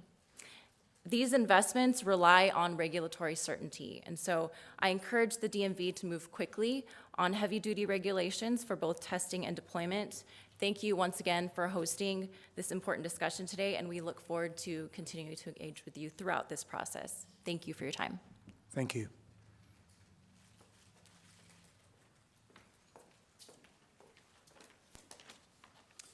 Good afternoon. Good afternoon. Thank you, DMV and CHP, for hosting this forum and allowing labor to really come here and share their thoughts on this important topic. My name is Matt Hedich. I'm a member of the Transport Workers Union, and I speak today representing more than 150,000 working people who are on the front lines of our passenger and freight transportation systems. These members include school bus workers, transit operators, bus mechanics, transit safety inspectors, and other workers in aviation and rail transportation across the country. Our members are the ones most at risk for job loss and displacement if autonomous vehicles are deployed haphazardly or in ways that undermine worker interests. Uplifting safety, protecting transportation workers' rights, and prioritizing investment in our transportation systems should be prioritized when considering standards and regulations around autonomous vehicle deployment. Every day, policymakers work to ensure airlines, railroads, and maritime workers can all perform their jobs safely, earn decent wages, and effectively connect people to the global economy. There's no reason why AVs should be excluded from these types of policies, and no reason why California cannot lead legislation to regulate and oversee this technology on our roads and in our transit systems. Let me be clear, TWU fully supports pro-worker, pro-safety technology, innovation, and policy. We frequently spend our own capital at the bargaining table to force our employers to install automatic braking, blind spot detection, and other safety equipment. We would strongly endorse legislation that regulates the AV industry, holds new technologies to our existing safety standards, and ensures that the industry creates and sustains good union jobs in America. Innovation and automation are not new to our union members. The New York City subway system ran fully autonomous trains across Manhattan in 1962 to 1964, a train maintained and overseen by TWU members. This system and others like it gave rise to the federal transit worker protections in statute. Standards like these, which ensure that workers can upskill and transition to new crafts as new technology is deployed, have made our transportation sector a major hub for good union jobs that power our economy. While the specific features or equipment may be different in 2023 than in 1964, this approach, which has empowered workers for generations, should not change. The same is true for our safety policies. The DOT has successfully integrated tens of thousands of new equipment and processes into our transportation systems across all modes. TWU members have worked with regulators to transition from rotor blades to jet engines to positive train control, and most recently towards electric buses. As a country, we have always fought to ensure that these innovations not only meet but exceed our existing safety standards. AVs must be held to the same level of accountability. AV operators and manufacturers must demonstrate their ability to improve safety, and our regulatory regime must hold them accountable to any promised safety improvements. As other modes have integrated automated technology, they have centered their safety requirements around qualified, licensed, trained professionals to operate commercial vehicles. Airline pilots, railroad conductors, and ship captains work with many automated systems and regularly take over manual controls as a situation demands. Bus, subway, and truck operators play an equivalent role in our surface transportation system, and our AV policy must acknowledge these workers as the essential safety component on our roads. Additionally, TWU believes that the following considerations should be addressed when considering AV development. This includes elevating the voices of workers in developing and implementing new technology, ensuring that any transition to AVs creates and sustains good union jobs across the entire supply chain, and encouraging policymakers to create a unified approach to automation across all modal agencies to ensure workers in every sector are supported in as new technology arrives. Transportation workers are counting on leaders to fight for our jobs and prioritize worker safety. California has an opportunity now to lead the way as we integrate the next generation of technology into our transportation systems, and I thank you. Thank you.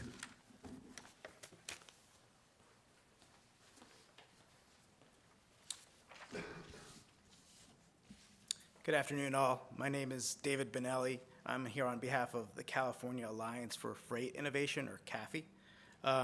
Thanks again for convening this important group. I think it is important to listen to all voices, all stakeholders, the drivers and the workers and the industries that are here today. CAFI is an alliance of AV truck developers, OEMs, major fleets, carriers, shippers, and other industry groups. This diverse coalition was formed based on a shared interest in advancing the significant benefits of autonomous trucking technology. A rulemaking that authorizes the commercial driverless deployment of AV trucking is an important and necessary step towards providing the broad benefits of long-haul automation to all Californians. And I want to again reinforce the Silicon Valley study that was presented here today by Peter before. And I want to double down on that. Autonomous long-haul trucks will help grow California's economy. They'll create jobs. They'll empower the state to maintain its competitive edge in innovation, shipping, and other supply chain industries.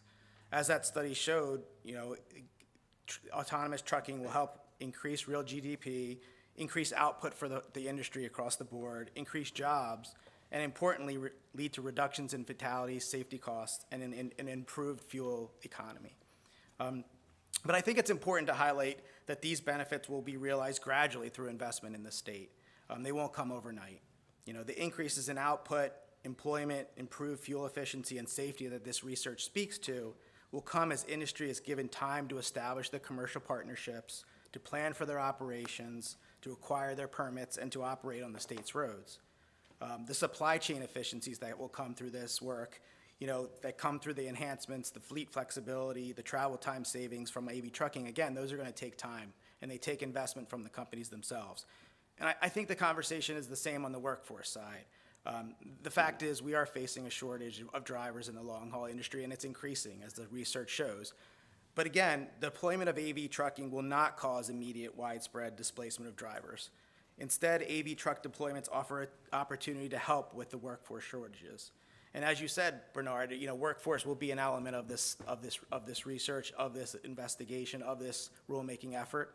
And the opportunities to develop a strong workforce and support this innovation are going to run in parallel to this effort. You know, supporting innovation by authorizing AV trucking is an important step to helping develop and create better workforce issues. Thank you for the opportunity to speak today.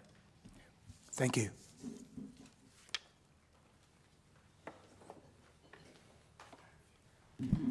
Good afternoon. My name is Joe Thompson. I'm about as blue collar, I think, as they come. I'm probably the only one in here in work clothes today, or close to it. The main concern in looking at what your job is the safety of the people that are on our highways. I've definitely heard from these guys that are going above and beyond and doing the work out here to keep us safe. And no matter what the regulations wind up being, safety has to be the number one issue. For my business, what has happened over the last 3 years is incredible with supply chain issues, hearing about driver shortages, getting product when it does finally get to us, to our restaurants to serve, it's rotted because it sat on a dock for 3 weeks before it got shipped to a supplier and shipped to me.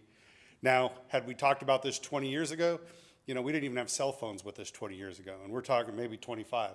And we're talking about these cars or trucks in the next 10 years, 15 years, where they're going to come with all the technology. Obviously, as you're trying to figure out what is the best way to go about it, again, safety is the number one thing, but making sure that the supply chain continues to work.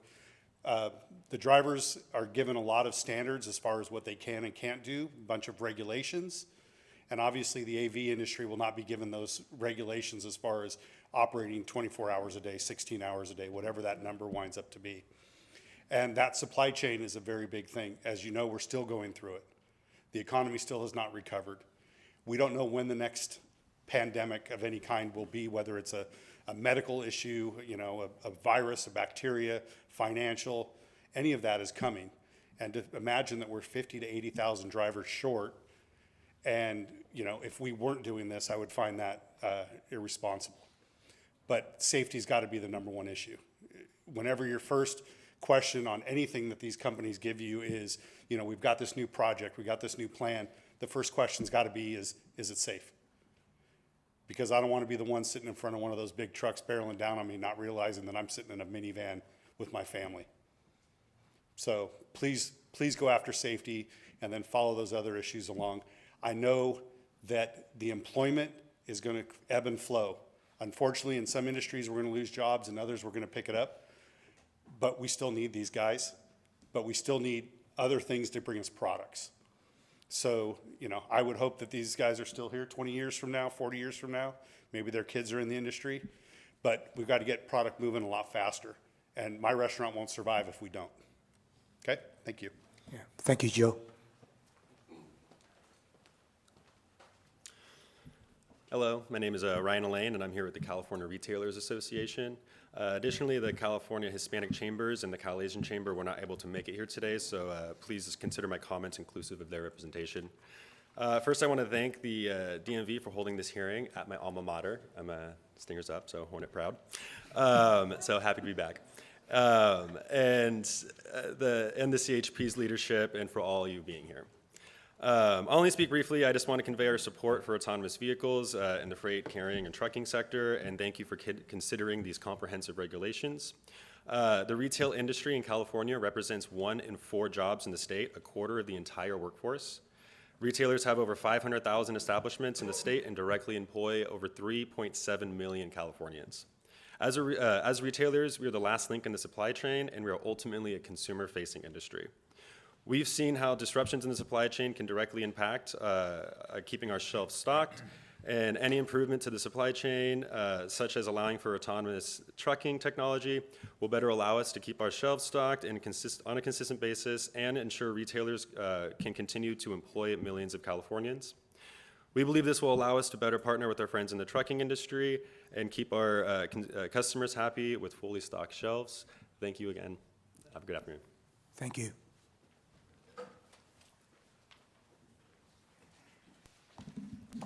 Hello, my name is Joe Garner. I'm a shop steward with the local 315 out of Martinez. I'm in the waste industry.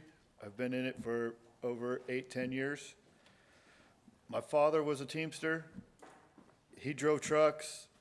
He used to come home and tell stories all the time about being on the road, seeing an accident, pulling over, helping people in their trucks. All of our brothers here, we've all seen it. We've all communicated, called 911, pulled drivers out. We've done our part. As truck drivers, we're always driving on the freeways, towns, near schools. You know, we see the problems that are going on with our trucks. Don't know if these automated vehicles are going to be able to do that. You know, you see people that you know, cars on fire on the side of the truck, on the side of the road. We have fire extinguishers. We pull over. We put those out. Automated machine isn't going to be able to do that. It goes further than just driving a truck to the final destination. Having a real person behind the wheel saves lives.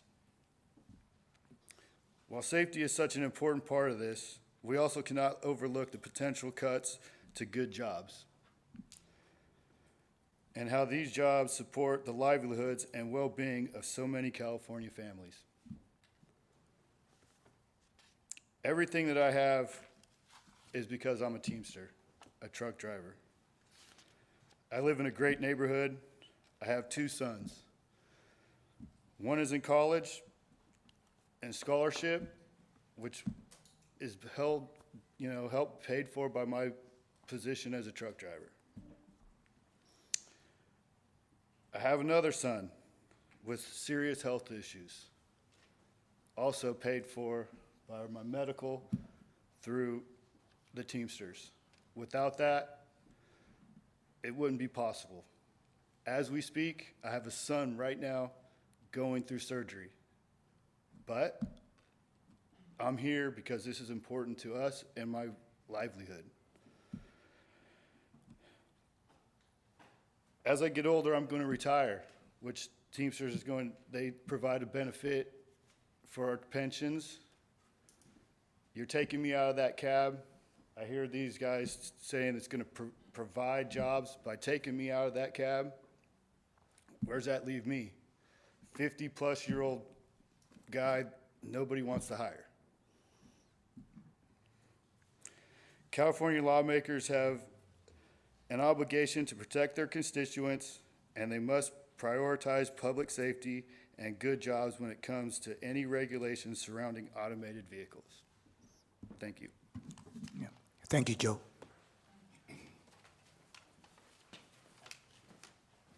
Good afternoon. Good afternoon. My name is Aaron Isaacs.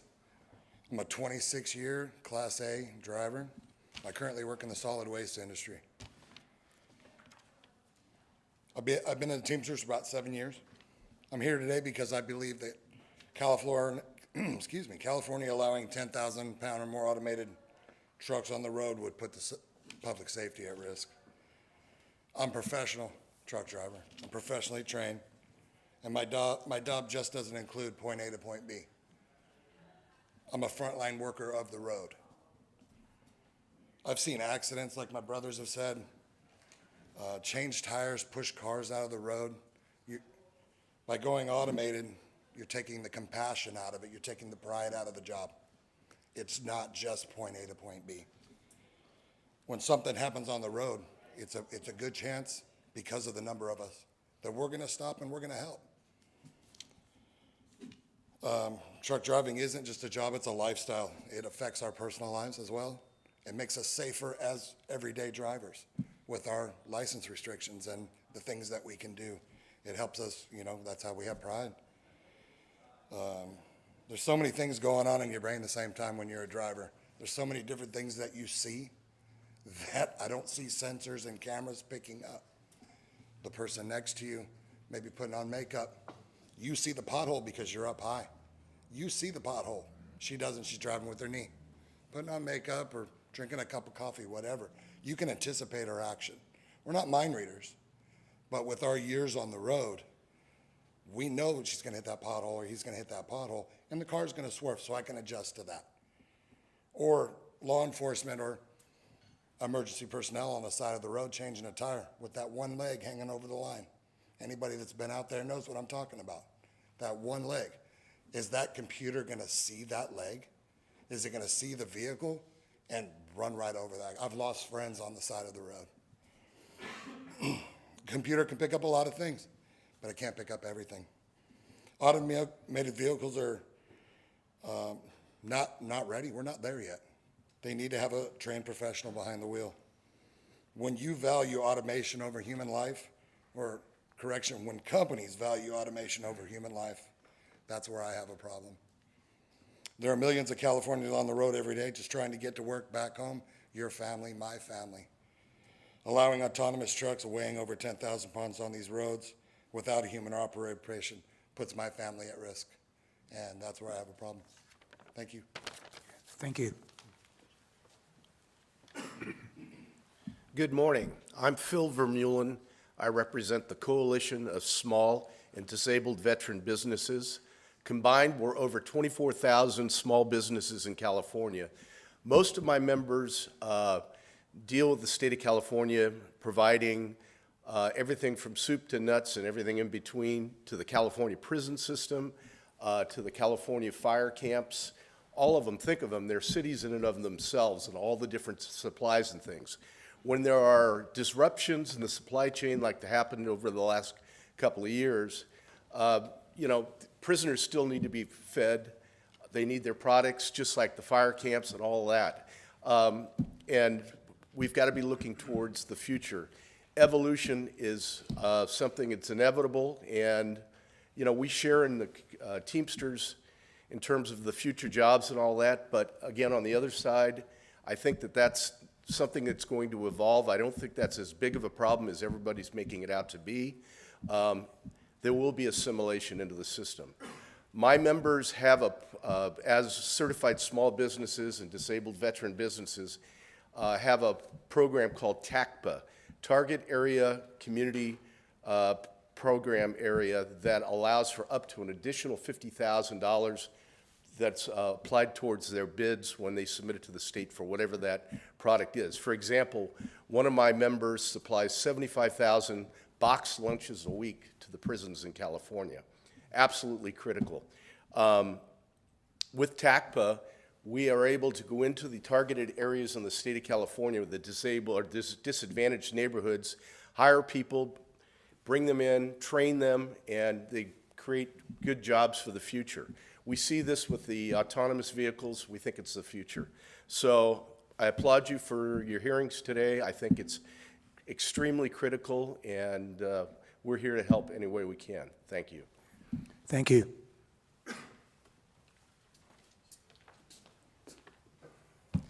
Hey, good afternoon. My name is Sam Lesh. I'm with one of the developers, actually hasn't been mentioned yet. Our name is Wabi. We're a little bit of the newest entry into the space, but for all intents and purposes, we have a different developmental background, but we're actually planning on operating eventually on road in mass in a lot of the same capacities some of our colleagues are. Class A trucks kind of going hundreds and hundreds of miles at a clip. Just wanted to make sure to address and honestly thank a lot of current drivers who do this work, who understand the difficulty of it, for kind of coming up and speaking. This is, I think, something that is maybe a bit of a reflection of the industry's own hype cycles, maybe coming back to bite us in some ways. The specific examples that all the gentlemen came up here to identify specifically of where you all really work right now, as far as I know, are not being targeted by any of the developers right now, right? Waste hauling, doing heavy loads, going through cities hauling, 80,000 pounds. I understand where that fear comes from. I mean, personally, I do. But I think it's also important that we finally start talking about this in some granular detail, where we can start separating the reality from the fears and the fictions, right? Both what on the technological side we can't do, but also what the business side is going to actually dictate and warrant. And that, to get to the earlier kind of segments about testing and deployment, is why it is so important for the industry to be able to test and operationalize in some capacity so they can see what works, but also what doesn't. This is a huge unknown, to open the secret in some ways. People don't know where this stuff is really going to be used en masse. Who's actually going to be operating it, right? These are all businesses that are being figured out right now. And the impact then on, existing drivers, whether they're doing city work, whether you're doing line haul, where you're going, over the road, whether you're a unionized driver, whether you're an independent owner or operator, or, work for a truckload company. The impacts are all going to be wildly different. And I think we could absolutely use a lot more granular detail, especially in state, about where it could go, which directions it could go, and putting some meat on the bones of the job creation opportunities. I think we all really see this as being a boon of. I am a firm believer that no one who is driving right now and wants to continue driving for the rest of your career is not going to be able to continue doing that for the rest of your career, at doing it with a unionized company, and doing it in a way that's going to provide for you and your families. I don't know everything, though, so I think it's important to make sure that we can actually get on road, understand kind of some of the operational realities and limitations, and really bring people in-house, from Teamsters, from the driver community, so that they can actually see, what this technology could do, but more importantly, what it's not aiming to do, right? Because a lot of this gets muddled in, in our own industry's messaging and kind of what we put out there. So, thank you. Thank you.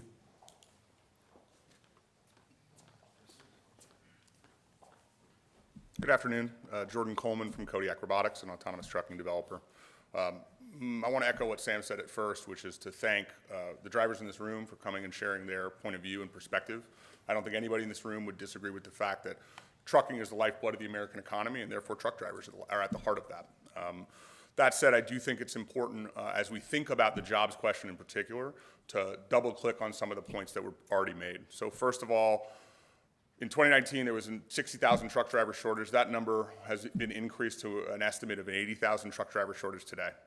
In addition, when we talk about how this technology will be deployed, you've heard from many of the companies, including from my colleague, about a hub-to-hub model. That would be manual truck drivers picking up a load at a DC, driving it to a highway-adjacent location, transferring that trailer to an autonomous truck to do the long, lonely 1,000-mile stretch, to then have that same load flipped to a manual tractor and driven the last mile. Now, that last mile could be 50 miles. That last mile could be 100 miles.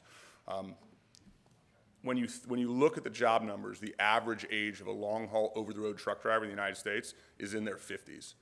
Younger people, for the most part, are not going into this profession. So, as Sam said, any current truck driver today who wants to continue to drive a truck, there will be a role for that person to drive a truck and have a good job. And that's whether it's a 21-year-old getting in the industry today or some of the veterans that we've heard from already. But there is a critical need for us to be able to fill and backfill that gap of drivers today, particularly around the over-the-road long-haul piece. We think that it can fundamentally improve safety while also providing truck drivers with an improved quality of life by being able to be home for that Friday night football game, for that dance recital for their kids, for that dinner at home every night. And it's going to increase that number of local and regional driving jobs that are in the most demand and that are going to help bring younger people into the profession.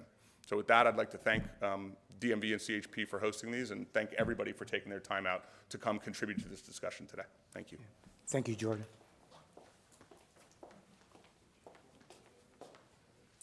Good afternoon. Thank you for convening this important meeting. So you probably haven't heard from me. My name is Dr. Tapring Paquato, and I am the State and Director of Government Relations for the Chamber of Progress. We are a relatively new tech association that supports public policies that at the federal and state level that seek to build a fairer, more inclusive country in which all Americans benefit from technological leaps.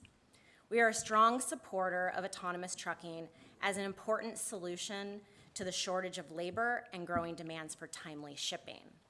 So I'm going to speak mostly to those two issues, the supply chain and growing demand for timely shipping. Across the country, turnover in the trucking industry is very high, and there's data to support that. So according to the American Trucking Association, the average annual turnover rate for long-haul drivers is 90%. High turnover and widespread job vacancies result in a significant delay to product shipments and rising prices for basic necessities. The Port of Los Angeles reported that 30% of their port appointments for truckers were still going unused, largely because of the driver shortage. So I can provide you with that data as well. In addition, moving forward to test autonomous trucking in California is essential not only for the safety of people on the road, but also for the well-being of California's farmers, the entire Central Valley economy, and food distribution to communities around the nation. The lack of drivers and trucks threatens the Central Valley farmers, especially as we attempt to export agricultural goods overseas. Finally, a survey conducted by Morning Consult, commissioned by the Chamber of Progress, found that 60% of Democratic voters and 75% of labor union members supported autonomous vehicles being tested in their state. By developing a clear standard for the rules of the road and testing the deployment of autonomous vehicles, California can pave a way to help ensure the industry serves everyone. For these reasons, we're eager for the DMV to commence with rulemaking. So thank you for the opportunity to speak today. Thank you.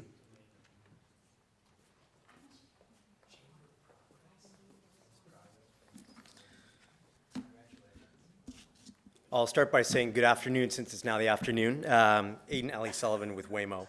Wanted to speak on two particular points under Section 5 here, the anticipated economic impacts and the workforce impacts. And really speaking on behalf of Waymo's experience and what we've seen as a company operating in the space for over a decade.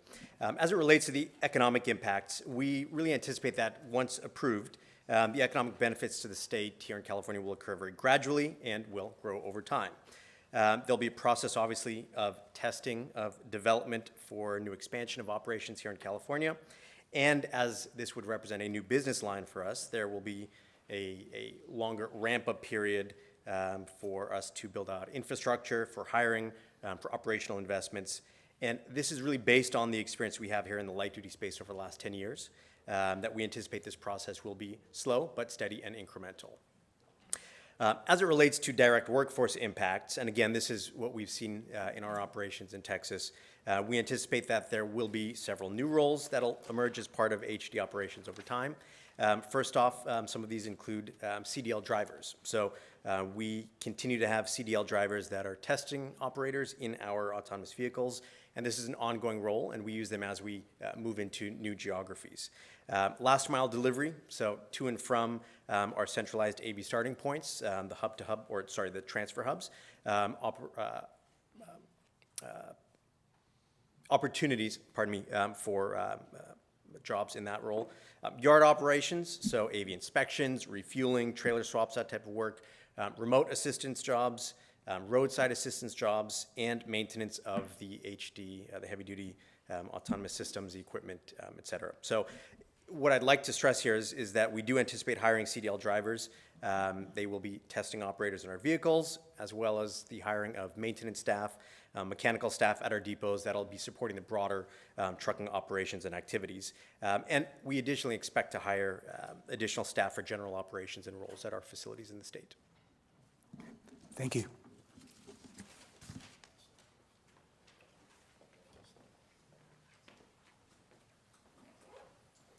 Good afternoon. My name's Rob Spiegel. I'm the Senior Policy Director for the California Manufacturers and Technology Association, or CMTA. CMTA is the statewide trade association for the manufacturing community in California. We represent almost 500 members, but also we are the proverbial voice, if you will, for the interests of 30,000 manufacturers in the state. We're bigger than just the autonomous vehicle companies. Our members produce the products that are here in this room today, the chairs, the carpet, the windows. What we see through the numerous regulations impacting the manufacturing sector in my membership is stemming from this particular rulemaking and this regulation. We need consistency, whether it's with this jurisdiction, whether it's with other states that have incorporated AV-type technologies for deployment. And I think it's also important that we keep in mind that what we're talking about is trying to facilitate an environment here in California where we're testing these vehicles. Yes, there's the ultimate goal of full-on deployment at some later date, with or without drivers, still to be debated. We need to have the real-world experience of how these vehicles are conducted, operated, and utilized on the roads. Let's get that data. Let's get that level of granularity for the deployment of these vehicles and see that. And part of that carries with it California's innovative spirit to do so. We like to call ourselves the innovation capital of the world. We are. But this is one where we have kind of lagged behind other jurisdictions in deploying this technology and being able to test, utilize, and put it to use. For California manufacturers, we want to see that innovation continue. We want companies located in California. We want them testing. We want them utilizing. We want them using our workforce development, our access to higher education, like from institutions like Sac State. My alma mater, I'm pretty sure I'm not even allowed to be here, being UC Davis, but still, there's opportunities that California provides that other jurisdictions don't. Now, with that as well, I mean, workforce development, we understand those challenges. My colleagues with the Teamsters. Earlier this morning, totally unrelated regulation to this issue, it's going to put 4,000 to 6,000 California manufacturers out of work. Not within our membership, but I'm just saying broadly. There are workforce development challenges that exist in California. There are workforce development challenges for the Teamsters. There's workforce development challenges for manufacturers. And there's a lot of similarities there. I want to touch on one other aspect of some comments today on do we, as DMV and CHP, as you embark on this rulemaking, do we take a look at some products that we may want to have restricted access to or restricted transportation? I just want to remind my colleagues at CHP and DMV, there is a fundamental ecosystem that underpins those products. The raw material commodities that we import create these products that are then brought to market. There are considerations in fuel that power my factories, my manufacturers to be able to create, whether it's computer technology or what have you. So let's not put barriers in place that essentially prohibit or inhibit industry from being able to manufacture, produce, and carry with it the ability to produce these products and deploy them to Californians and the international community. I think with that, I've taken enough time. We do appreciate this opportunity. I also appreciate, on behalf of our organization, the ability to be included as we move forward through this rulemaking process. We're happy to be a collaborator. We're happy to also facilitate conversations within our membership and those that might be unaffiliated to us, but kind of in that broader manufacturing spectrum space. So with that, thank you for the opportunity to comment today, and look forward to being a participant in the later meetings. Thank you. Thank you. Thank you to the California CHP and the DMV. My name is Patrick Carver, aka Chappie. I am the president of the Modified Motorcycle Association of California and the lobbyist, as well as the California State Representative for the Motorcycle Riders Foundation in Washington, D.C. I am here today to express to you the major concern for motorcyclists. How many people in here ride a motorcycle? There's approximately 80 people in this room, and there's 4 hands. So we're kind of impartially outnumbered here. We would really like you to consider implementing a strategic plan and involving motorcyclists specifically for the testing and implementation of the safety program of these autonomous vehicles. You know, There are major flaws with just assistive devices in the vehicles that we have today. I just bought a brand new car 2 months ago, and it's got flaws, major flaws. Think about this. You put your steering wheel assist on for your lane departure. What happens when a motorcyclist passes you? Think about that. Just that one little feature. A motorcyclist is passing you or changing lanes in front of you or behind you. How does your vehicle react? Those are major concerns, and now you're talking about a very large box truck possibly holding a load. My car, when a motorcyclist passes me in its own lane, following all the laws, will jerk. Imagine that with a semi. That's a huge concern. We would like you to please implement a strategic plan and involve motorcyclists when it comes to developing the safety of this new feature. And we also encourage you to come to the state capitol on May 21st for the California Unification Motorist and Motorcyclist Unification Rally. You will hear the voices of thousands of motorists and motorcyclists that day, and you can hear their opinions. This is one of the issues. Thank you. Thank you.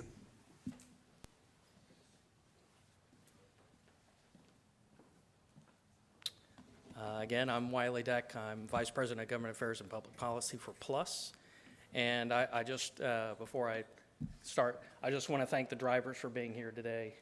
You guys play an important part on the road for safety and the operation of trucks, especially the gentleman that I think he stepped out of the room that was involved in that crash, and his quick thinking helped save lives.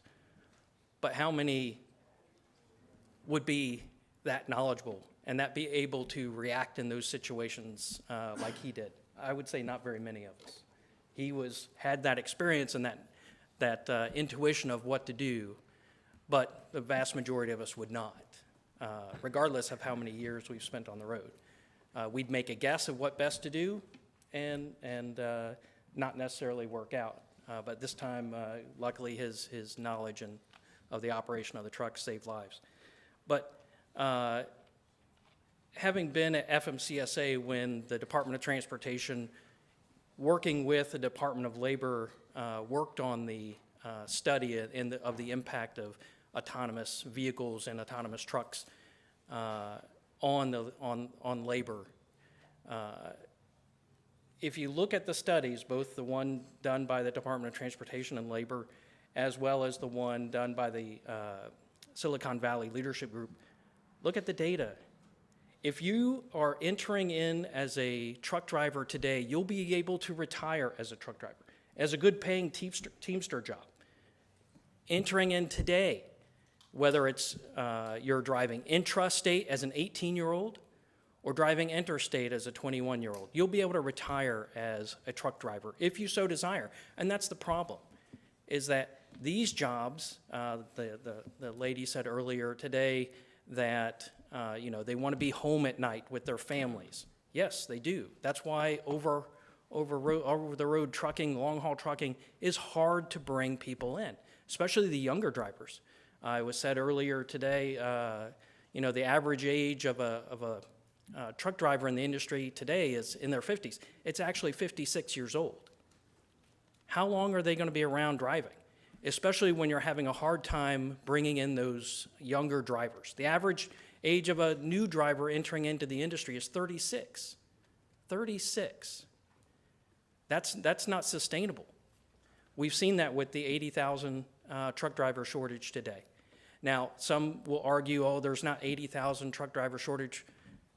I would argue there is, because you've got people sitting out there with the CDL in their back pocket that aren't driving, have no interest in driving, but they keep it as a go-to just in case, right? This technology isn't going to happen at the flip of a switch. This is an evolution, not a revolution. It's going to change over time, yes. And as fewer and fewer people get into the truck driving industry, we've got to be able to accommodate for that. And some of the comments made earlier, I've been in a truck where a car pulled out and the truck just locked up and slammed on their brakes. You're comparing a very rudimentary automated system to what we're talking about. We're talking about, you're talking calculators. We're talking iPhones, right? These things can do so much more than your calculator can, right? So that's what we're talking about here.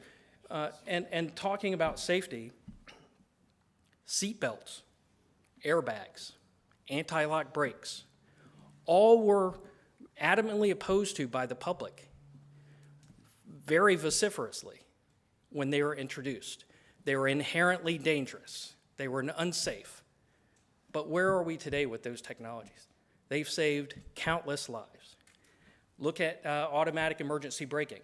Yes, the first generation of AEBs weren't the best, but now we've grown the technology to the point to where Congress has mandated NHTSA and FMCSA work together to establish a regulation requiring the installation of AEB on newly produced trucks. This is what we're talking about. Again, it's an evolution, not a revolution, and we need to look at these safety technologies as we move forward. Thank you. Thank you.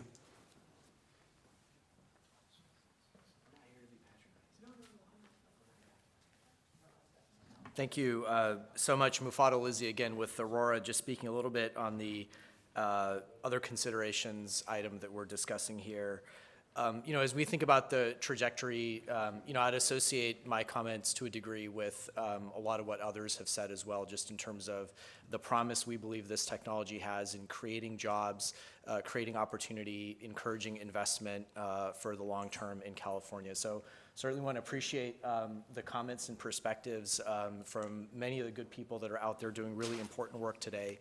And in that context, I wanted to share just a couple of sort of concrete things that we're doing, particularly in the workforce space at Aurora, to really kind of help foster that kind of new generation of workers. And we know that there's going to be a lot of investment that needs to happen to help get us there in terms of the entire ecosystem.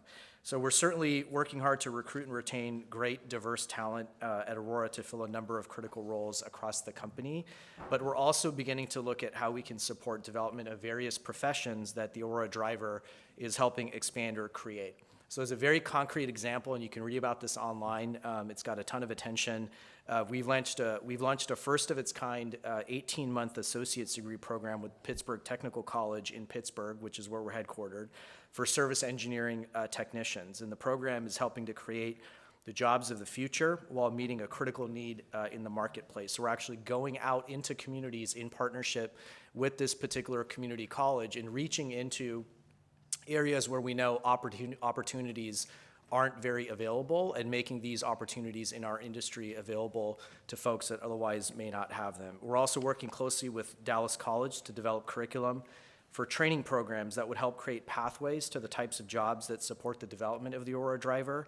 And we've also partnered with Gallatin College in Bozeman, where we have a major facility in Montana working on our LiDARs and photonic systems, to develop a 2-year program to train photonics and LiDAR technicians and helped create a hub of photonics investment in Bozeman. So I just wanted to share a few concrete things that we're doing specifically sort of on the workforce side to help kind of nurture that generation of workers that are going to help fuel this economy and fuel this technology going forward. Thank you. Thank you, Mufaddal. All right. Ladies and gentlemen, we have gone through the majority of our... Oh, we've got one more comment. Okay. Go ahead, Mike. Can I clear something up? That vehicle that I was speaking about, it had 8,104 miles on it last night when I parked it. It was a brand new vehicle. All the vehicles that they're giving us now, all my guys are complaining about constantly. We are on the road 24 hours a day. We work in the trade show industry, so we work crazy hours. Traffic in San Francisco is nuts. If anybody has ever driven in that city, in a car, they struggle. Now you try pulling 70 feet of tractor trailer through that city every day, multiple times a day. And I can't even count how many times it happens, and I hear about it from all my guys. So I just wanted to clarify, that was a brand new vehicle. It wasn't, it wasn't a calculator. It was an iPhone. Thank you. Hey, go Niners. Thank you, Mike. All right. We are nearing the end of our agenda. We have a couple more subjects, but we had talked about many of these items. So I want to see a raise of hands on people who do still want to comment on topic number 7, or topic number 6 and topic number 7. Remote operator, testing validation requirements, data reporting, things of that nature. So we got 1, 2. Okay, let's power through, and then we can end this workshop, if you all don't mind. I'd rather do that than take a break for lunch and have you come back.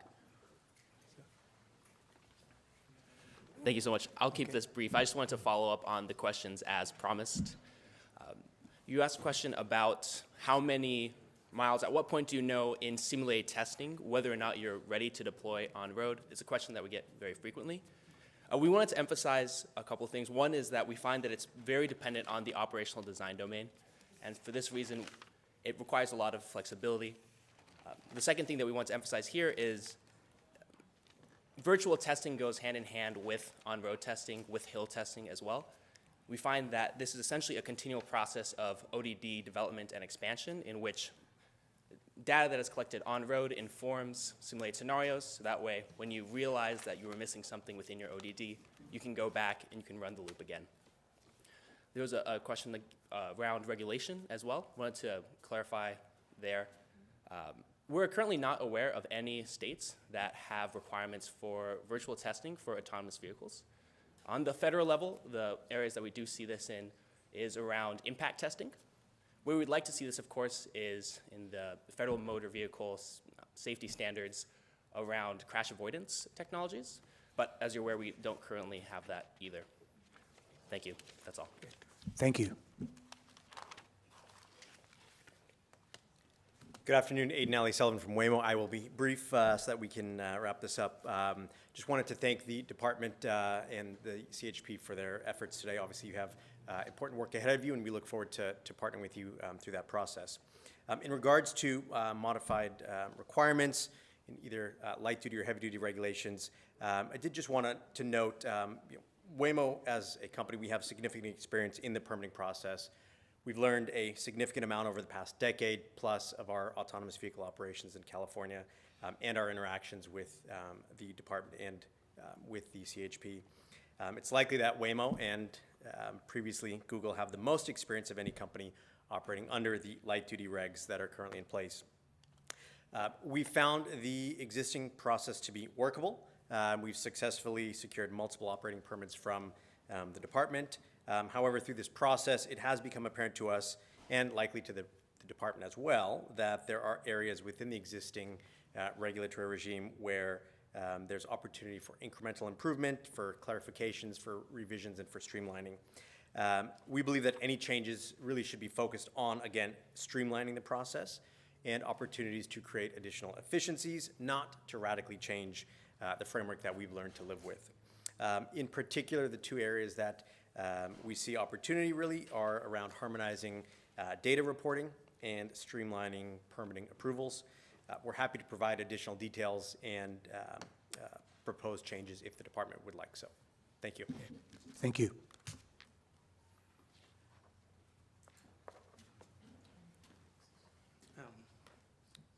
Good morning. Hello. My name is John Paul Velez. I'm with the San Francisco County Transportation Authority, the congestion management agency for San Francisco, where we have been the center of AV testing and deployment on the light duty side. So again, thank you for holding this hearing and for the opportunity to speak here today. We offer these comments, I guess, as partners to the state and the DMV, and with the hope of serving the state's vision and principles for AVs in California that were detailed in the state's AV strategic framework.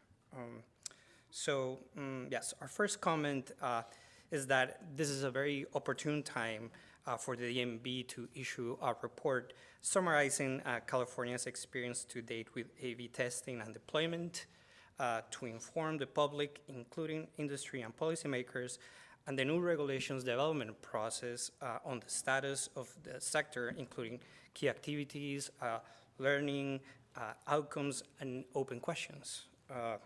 Fairly limited data is reported under the DMV testing and deployment permits, or the CPUCs for that matter, making it hard to ascertain the benefits and the impacts of AVs on our transportation system. So we encourage the DMV to develop or to commission a comprehensive report on California's experience with AVs to date, including the extent of AV testing and deployment activities in California by region and characteristics of supply and demand, total BMT under each permit, events where vehicles become immobile in the right-of-way, safety performance, crash reports, permit revocations, as was mentioned earlier, information on any investigations into the operational or safety incidents that we have experienced and their outcomes. So yeah, we would be very glad to assist or advise on this process as well. And we would encourage the DMV to make comprehensive reporting a standard practice, be it quarterly, biannually, or any type of regular periodicity. Number two, we recommend updates to the existing requirements for obtaining and testing deployment permits, and for increasing the number of vehicles permitted under each of the permits. As AV companies have expanded driverless testing and deployment in San Francisco, we have observed multiple instances in which disabled AVs or AVs that failed to perform a basic maneuver resulted in blocked transit lines, blocked intersections, or blocked general traffic lanes. As such, it's important to clarify and to update beyond self-certification what driving maneuvers are AV companies required to demonstrate in order to receive testing and deployment permits in California. Whether permits issued by the DMV and the CPUC include a cap or other management tools to better manage the fleet, the number of AVs that can be deployed under each of those permits, and how the DMV and the PUC coordinate with each other and with local jurisdictions like San Francisco, facing the impact of AVs' growing pains to this day on these issues. So transparency is key here. We request that upon approval of permits, the ODD and any other conditions, including fleet size of those permits, be published on the DMV website. But more broadly, we recommend that AV testing and deployment should be carried out in an incremental manner, meaning that the total number of vehicles, geographic area, and other operating parameters should be increased gradually based on demonstrated performance on real streets and in coordination with local jurisdictions. And then finally, our experience in San Francisco suggests that additional tools and approaches are necessary to better manage AV operations on California streets. And again, we believe local partnership are an important part of this management. But these tools would include, for instance, the establishment of response time targets and other performance standards in cases in which there have been vehicle disablements, crashes, or other emergency situations as part of the DMV or the PUC permitting. And in relation to this issue, the establishment of a funding mechanism, perhaps through the existing permitting fees allocated for covering local jurisdictions' expenses in managing AV operations and incidents on their streets. Second, evaluation of permitted activities that draws on local input and partnership. Again, local transportation agencies, law enforcement, and the public should be engaged in assessing AV's benefits, impacts, and learnings. And third, updating the state traffic and vehicle codes to address AV operations and enforcement tools. Again, thank you, and we look forward to collaborating with all of you to move the state and our industry forward on the sector. Okay. Thank you very much. Okay, with that, everybody, on behalf of my colleagues at the table, I'd like. One more person? Oh, we've got one more. Hi, I'm Susie Wong, and I'm president of Asians in Energy. And we obviously track advanced transportation, and we are excited to see the innovation occurring with the heavy-duty trucking, and we're excited about seeing the switch from the old paradigm, which we work on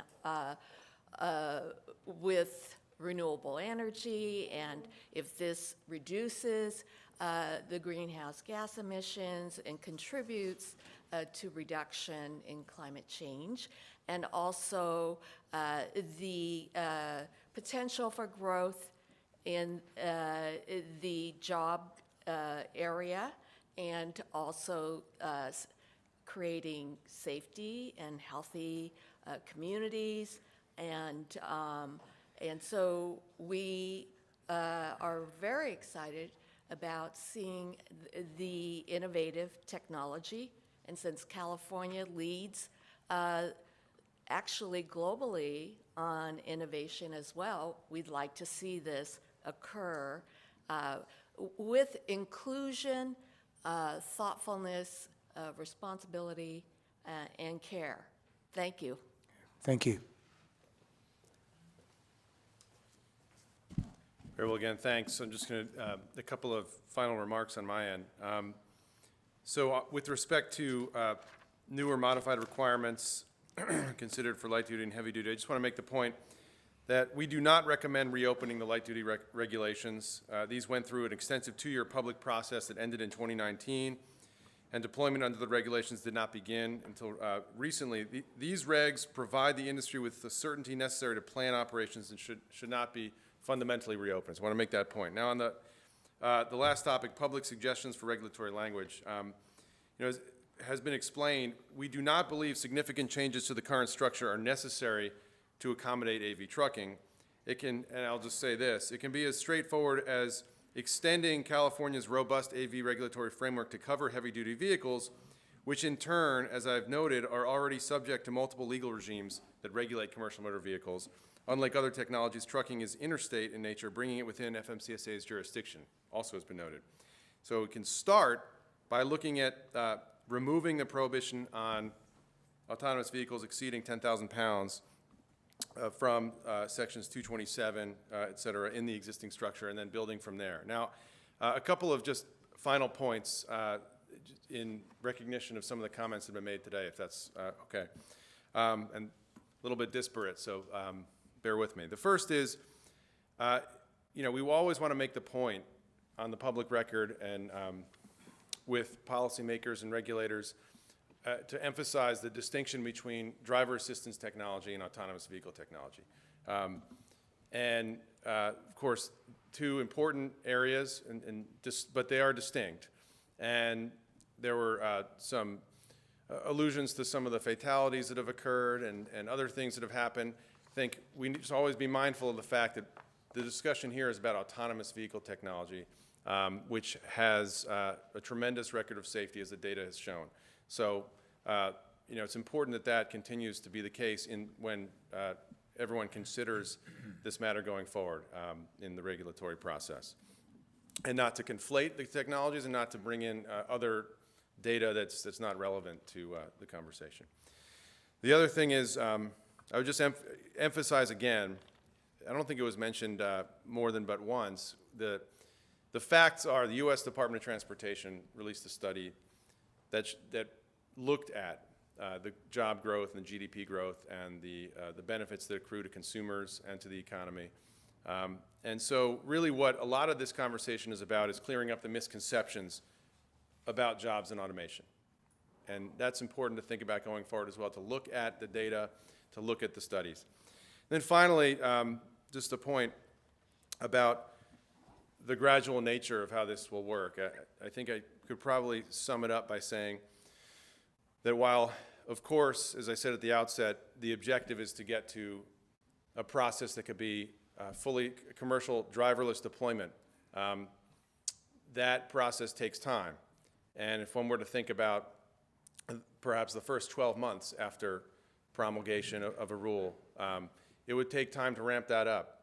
It would be beyond that in those years. And those economic benefits and the safety benefits and everything we've talked about would start to really accrue as that process moves along in due course in that time frame. So I wanted to make that point at conclusion as well, as you continue to think about the analysis you have to perform to get the rulemaking underway. Thanks so much. Okay. Thank you, Ariel. Okay, with that, anybody else? Okay, again, on behalf of my colleagues at the table, I'd like to thank you for a fruitful discussion. If any of you have any... What's going on? Apologies. There's an inquiry online, specifically called for from Los Angeles Times. They ask, is the DMV satisfied with the current data collection protocols as relates to light vehicles? Should data transparency become a major, not minor, issue of any agenda as this issue moves forward? Okay, so that's a question, not a comment. We will take that as input and as consideration for moving forward with heavy-duty regs. So if any of you or anybody else online have any other comments that you'd like to submit, please feel free to do so to the email address that I mentioned before, autonomousvehicles@dmv.ca.gov. I want to thank all of you for your thoughts and the input and the very robust discussion. We really appreciate it. We will be compiling the comments, and we'll be taking this back for further consideration as we determine the next steps. We may be having, as we work on the regulations, and after the regulations are written, we will follow the rulemaking provisions of the California Administrative Procedure Act, which includes a formal public comment period and formal public hearing where comments can be provided on those draft regulations. So with that, we're going to conclude today's workshop. And again, thank you very much. Really appreciate all of you for participating and all of you for showing up here today. It's been very valuable, and we will certainly be utilizing the information you provided. Thank you again.